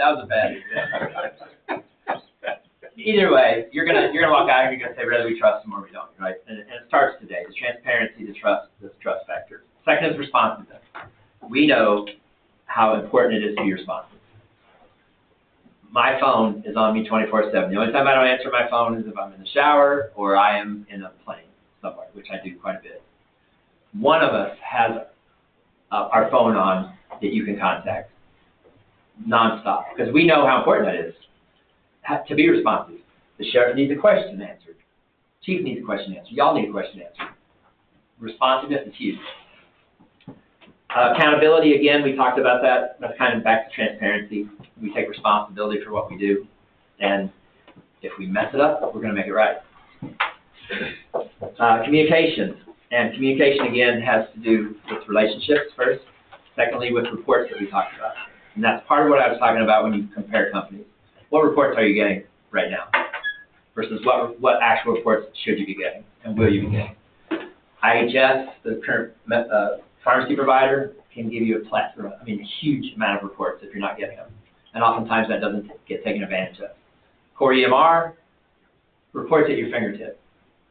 All of the things that the administration really wants to know, how many sick calls we're seeing, how many mental health visits, all those things, those are all right at your fingertips with Core EMR. So that communication is huge as well. And this is your facility. You need to be kept in the loop. You own it. So that information has to be taken to you. Transition. So I'm in charge of transition, and I personally go and I come, stay for a while, find a nice place to stay, hopefully. I'm here every day. We start here at midnight, the night of the transition, we're here. And part of it is to meet with the administration again and to develop those relationships.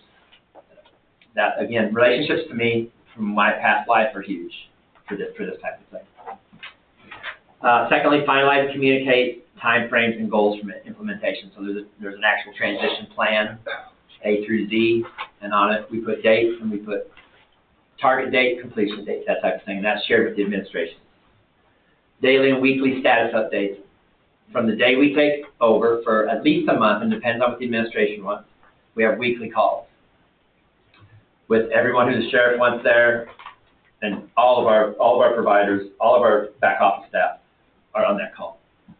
We go through where we're at, and again, on the next one, communication required from partner action, part of that happens there too. Do we need something from y'all? We need your help with this, whether it be IT or whatever it could be. So we communicate those partner actions as well. And the last is just meeting deadlines. Do what you say. If you say you're going to do this, do it. So the transition deadlines are very important. And we have transitioned. I we've had a couple of companies that have left their jail, and because they're angry about something. And actually in South Carolina, 350 bed jail, we've transitioned in 4 days. You want to transition in 60 days, 90 days, but we have been pressed into action 4 days, 2 weeks, that type of thing. So we can do it if we have to, for sure. We know how to do it. It's only wrong if I say that. If I say 4 days. Yeah, it is wrong if you say If I say, we've done it in 4 days, he looks at me like I'm pretty head. We don't want to do it for you. So this is where I actually get to work. Community collaboration and reentry. So, you know, the thing is reentry begins on intake. You want to reduce recidivism. The things we do, I start researching the minute you call 3 years later. So one of the things I do is I look into local colleges for, like I mentioned, with the nursing program, Athens Technical College to co-evolve. He mentioned recruiting nurses. Another thing we've done before is go in and talk with the instructors. We go in there with the headhunters and for job postings and get on the job board. But we also go in there and a couple of our facilities, we've got the head of the department, nursing department, and it's okay with the facilities, and where they do clinical rotations. Because sometimes they don't even know this is a thing. And that allows them to know that, you know, how safe this is. It gets rid of the stigma, and maybe we can pull some nurses in. Another thing, we get in with the health department. We partner with local mental health and substance abuse facilities.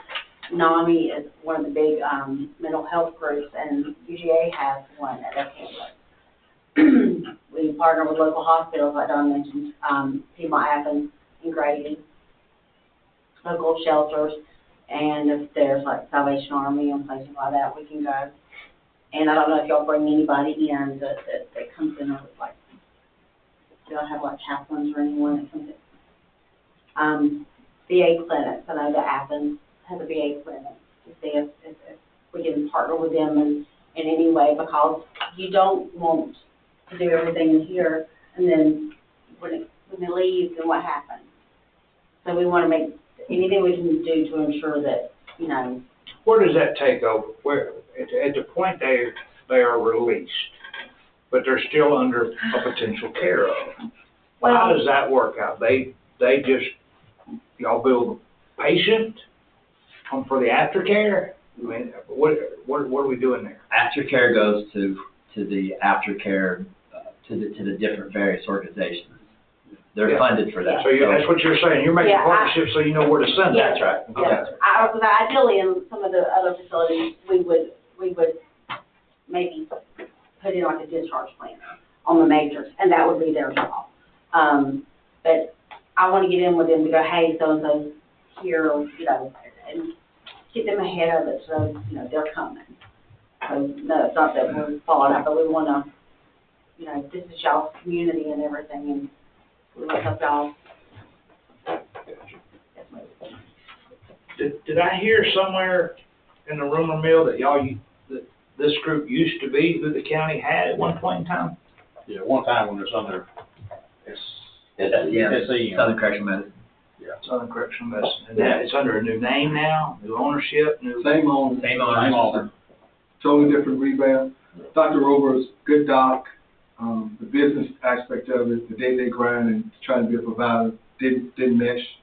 So as you can see, he went out and recruited correctional-driven people, and he still provides the doctor-level care with the managing, the understanding, the nuances of what happens in the facility. He leaves it up to us, and hence the name Genesis changed, and, you know, new beginnings, starting over.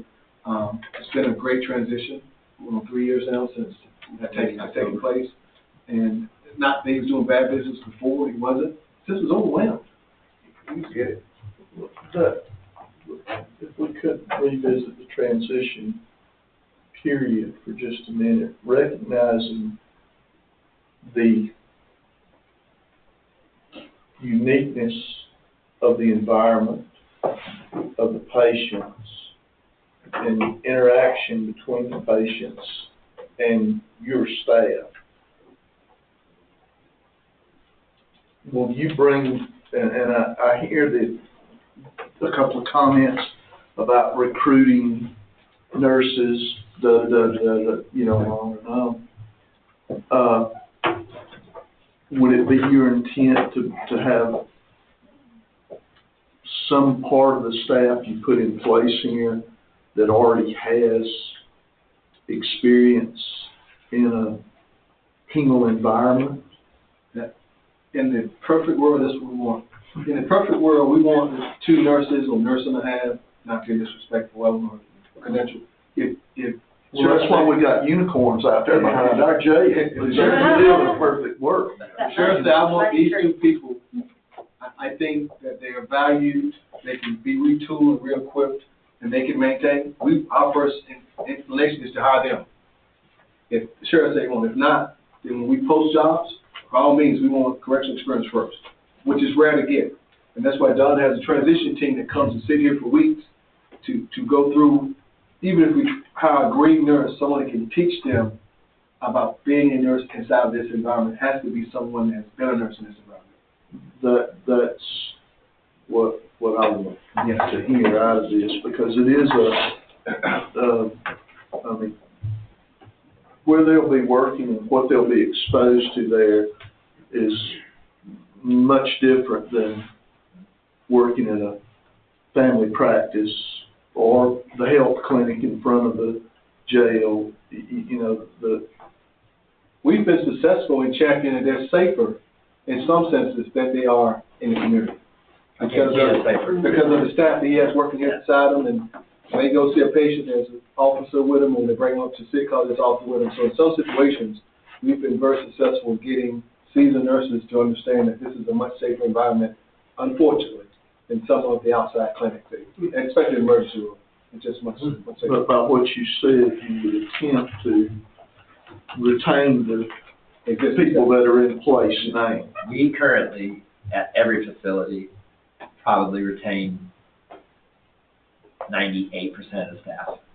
The only ones that we don't retain are ones that we've come in. Well, first of all, number one is if the sheriff or the administration says this person isn't a good fit. They're not sticking around. The only other time that we do it is when we go in there and we do our evaluation, we say this person is not good for this facility. And that's rare. That's fair. That is fair. So now the biggest question, how much money are you gonna save us? Save you. Well, on now. I mean, yeah. Let me talk to the unicorns real quick, we'll be right back. Where I need to sit down or stand up or move or leave? Okay. Well, let me say this part first before we say that. You've heard us mention standards and protocols. Even though you're not accredited, NCHC is going to be our standards. That's the gold bar for healthcare and corrections. Every one of our policies are written to that. Those standards are better than ACH. So even though you're not accredited, we are operating from a policy standpoint of accreditation. Because it helps us, it helps you on the litigation standpoint. Because they want to know, where did you get this protocol from? Why are you doing 15-minute checks on suicide watch? So all of our policies are driven from the standards. The other thing you mentioned was the contract and the back and forth for redlining. That's called being a partner. That's called negotiation and conversation. The price we gave you, there's some conversation around that, like you just asked. Yeah, there's so much more. We are a for-profit company. I want to sit in front of you and say, that's right. Oh no, we're not the Red Cross, but we also are not here to hurt the county, and we want to be paid fairly for what we bring you. But we'll be held accountable. Don mentioned that we will fail, and I said and we crowns every time. That is a true statement. And we're going to have a hiccup. Our goal, if we have a hiccup, is to be total transparent, to the sheriff immediately. Hey, this nurse gave this, I'm going to use it for example. This nurse gave this inmate wrong med. Here was the outcome from the mismed, the document, non-team come in and train, and if that nurse needs corrective action, he or she get corrective action. Hopefully we don't have to throw the baby out initially but now if this nurse is making 4 or 5 med errors, then we got a problem. You can't train, eventually you got to cut your losses. And so we do everything we're supposed to do because we want to mitigate the risk to you as well as us. And so why we're the best company is because of that, because we're hungry. The last 3 years, we've shown that we can go into situations that are not our best situations and go good. We've done our best transitions and have some of our best partners with people that was in similar, I won't say your situation, but similar situations that I need to go another direction, or we're looking at going another direction. To back up just a little bit to the accreditation, what's the group that accreditates? One is the American Correctional Association, and one is NCCHC. National. Yeah. Okay. National Commission Correctional Health. Commission. NCCHC. National. Yeah, give me two. And that's someone who accredits like a lab accreditation or whatever. That's not the And so they would accredit the jail. ACA accredits the entire jail, including medical. NCCHC is National Commission on Correctional Health Care. Okay. They're the ones that Kenny said is the gold standard. They concentrate on the med unit. Okay. That's a heck of an accreditation. That costs lots of money and time and effort to get to that point. If someone gets accredited, it's normally through ACA, because it still gives the county some protection, for sure. But and where I'm going with this is. We're not gonna do No, wait just a minute. I mean, you got to go out and catch some folks to do that, I know. But in the sense that we have been approached, this group has been advised that in the foreseeable future, there will be a need for us to address a new jail simply because we can't expand the existing facility. But this would be a reference to ACA as to what we need to do in part of our, and I'm probably the only person in this room that was part of the disaster that was the construction of the existing jail. We don't cut you every day. Yeah, I'm sure. And actually, I was the first president in the jail. When was the bill? Yeah, 9/11. 2001, 2000. According to which time it's held. Yeah, on 9/11, I was actually in the building over there doing a final walkthrough, trying to get my money. But that would be, the reason I asked that would be a reference point, that when we get to the part of the discussion where we're talking about design teams and things that we need to have involved in the design of the new facility, that obviously weren't involved in the design of the existing facility, that's why I was asking that question. And we're oftentimes consulted when they do that, because we have, so for instance, Floyd County, Georgia, has the most unbelievable medical unit and mental health unit that I've ever seen. So we actually bring other sheriffs there, and we have one coming from South Carolina, from Myrtle Beach, that wants to come and see that. You said Floyd County? Floyd County, yes. Rome. Sheriff. Oh, Rome, Yeah, yeah. Sheriff Roberson. Like a road trip, Sheriff. Like a road trip. Sounds like it, don't it? It's unbelievable. I'll tell you where to go eat that. They have So- to make sure you don't feel uncomfortable. I'm gonna go around the board table here. Commissioner Doster, do you have any questions, concerns, anything that you would like to hear further explained? Well, you talked about how many facilities you have, but I don't know if I heard, or if you said it, I missed it. What's the closest one to us that you do that? Anderson, which is actually South Carolina, that's 50 minutes away. What's the closest in Georgia? Well, Fayette. So, just tack on to that.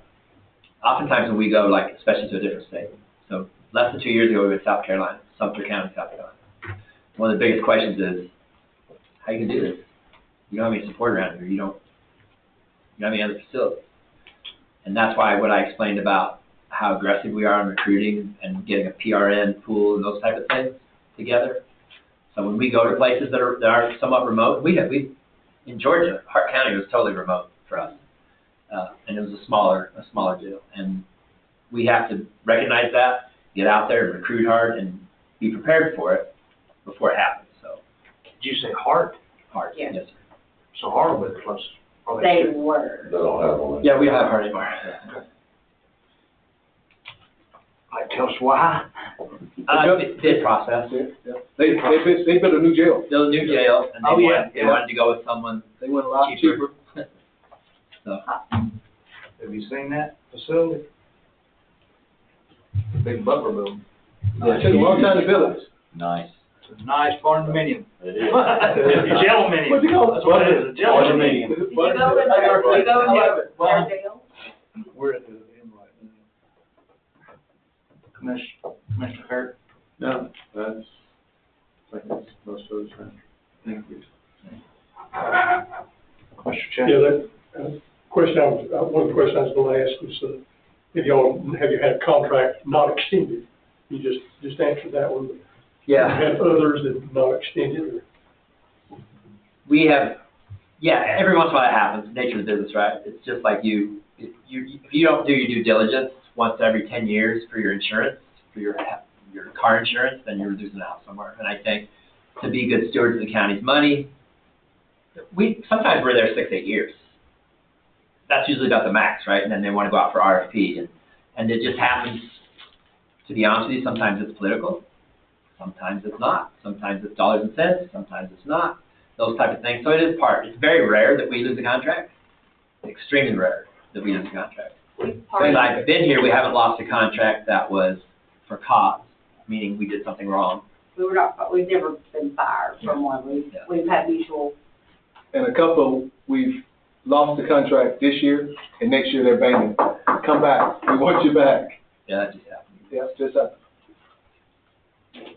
Denny alluded to one thing that's on my mind, and I can't imagine somebody in nursing, who's an aspiring nurse, say, I'm going to school because I want to be a nurse at a correctional facility. So you answered that question. I think that's pretty helpful. One other comment that I passed along to Denny here, do you consider working with local EMS to see if you got somebody there who wants some additional hours? Maybe We do that. Absolutely. We do that every day. We do it every day. Whenever you get an EMS person that's willing to do some overtime hours, well, only thing we run into is we need it consistent because he needs to have a schedule that's gonna go by. Sure. And so I can't give you a day this week. I don't know when I give you another one. So we there's some consistency in our PRN pool that requires you to work so many hours to stay on our PRN. And Fayette County would use paramedics to their EMS.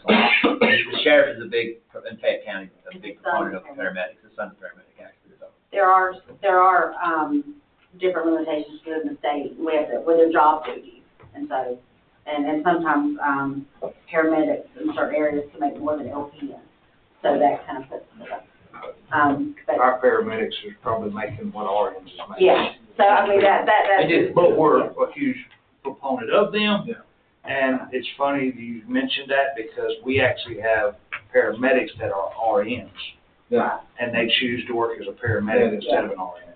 I know of 3 right off the top of my head.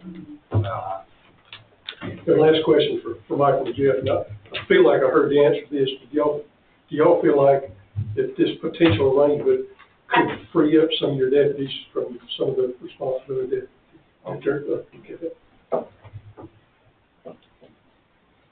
So, Commissioner Adams? No, thank you for your presentation. Thank you, sir. Thank you. And I'm going to wrap it up with mine, and then I'll open the floor for any statements from anybody that citizens on any remarks on tonight's agenda. But I want to say thank you for coming. I know you had a long travel. I appreciate the presentation. I think this board appreciates your presentation. I do know that there is another meeting scheduled very similar to this with the current provider, which we haven't done yet. Give them the same opportunity. That's just how we do it. I think you brought a lot of questions that we may have for that provider. So maybe some things different. I'm excited to hear both terms. It's not always about money. We have this year and last year and the year before terminated long-term contracts. We just had. It was just that time. You understand where our funding comes from. Yes. You help your county. And we do our due diligence, we do stand behind our sheriff, and we do, think that anything we can do to make his life easier, we're gonna move that way. Not saying there's anything wrong with what we got, just so you guys know. So with that being said, any statements from anybody that's not on record? Sir, you're the only one that's not technically an employee or an observer here, but or a presentator. So with that being said, Commissioner Doster. Move adjourned. We'll get back to you gentlemen after presentations is taken care of. Sit down with the sheriff and the chief deputy, and we will do an overview and let you guys make some. All right. Ladies, sorry. Thank you. That's all right. Here's one of the guys. And I'm one of them. Yes, Mayor. Thank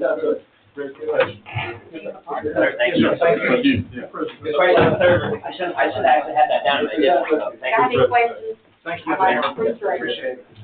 Four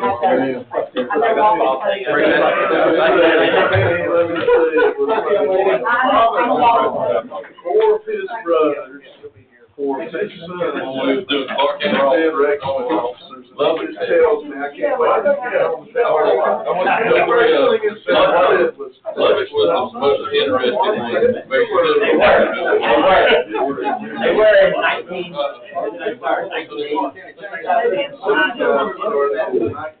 We built that all the way out. We built the new jail, we built the new apartment.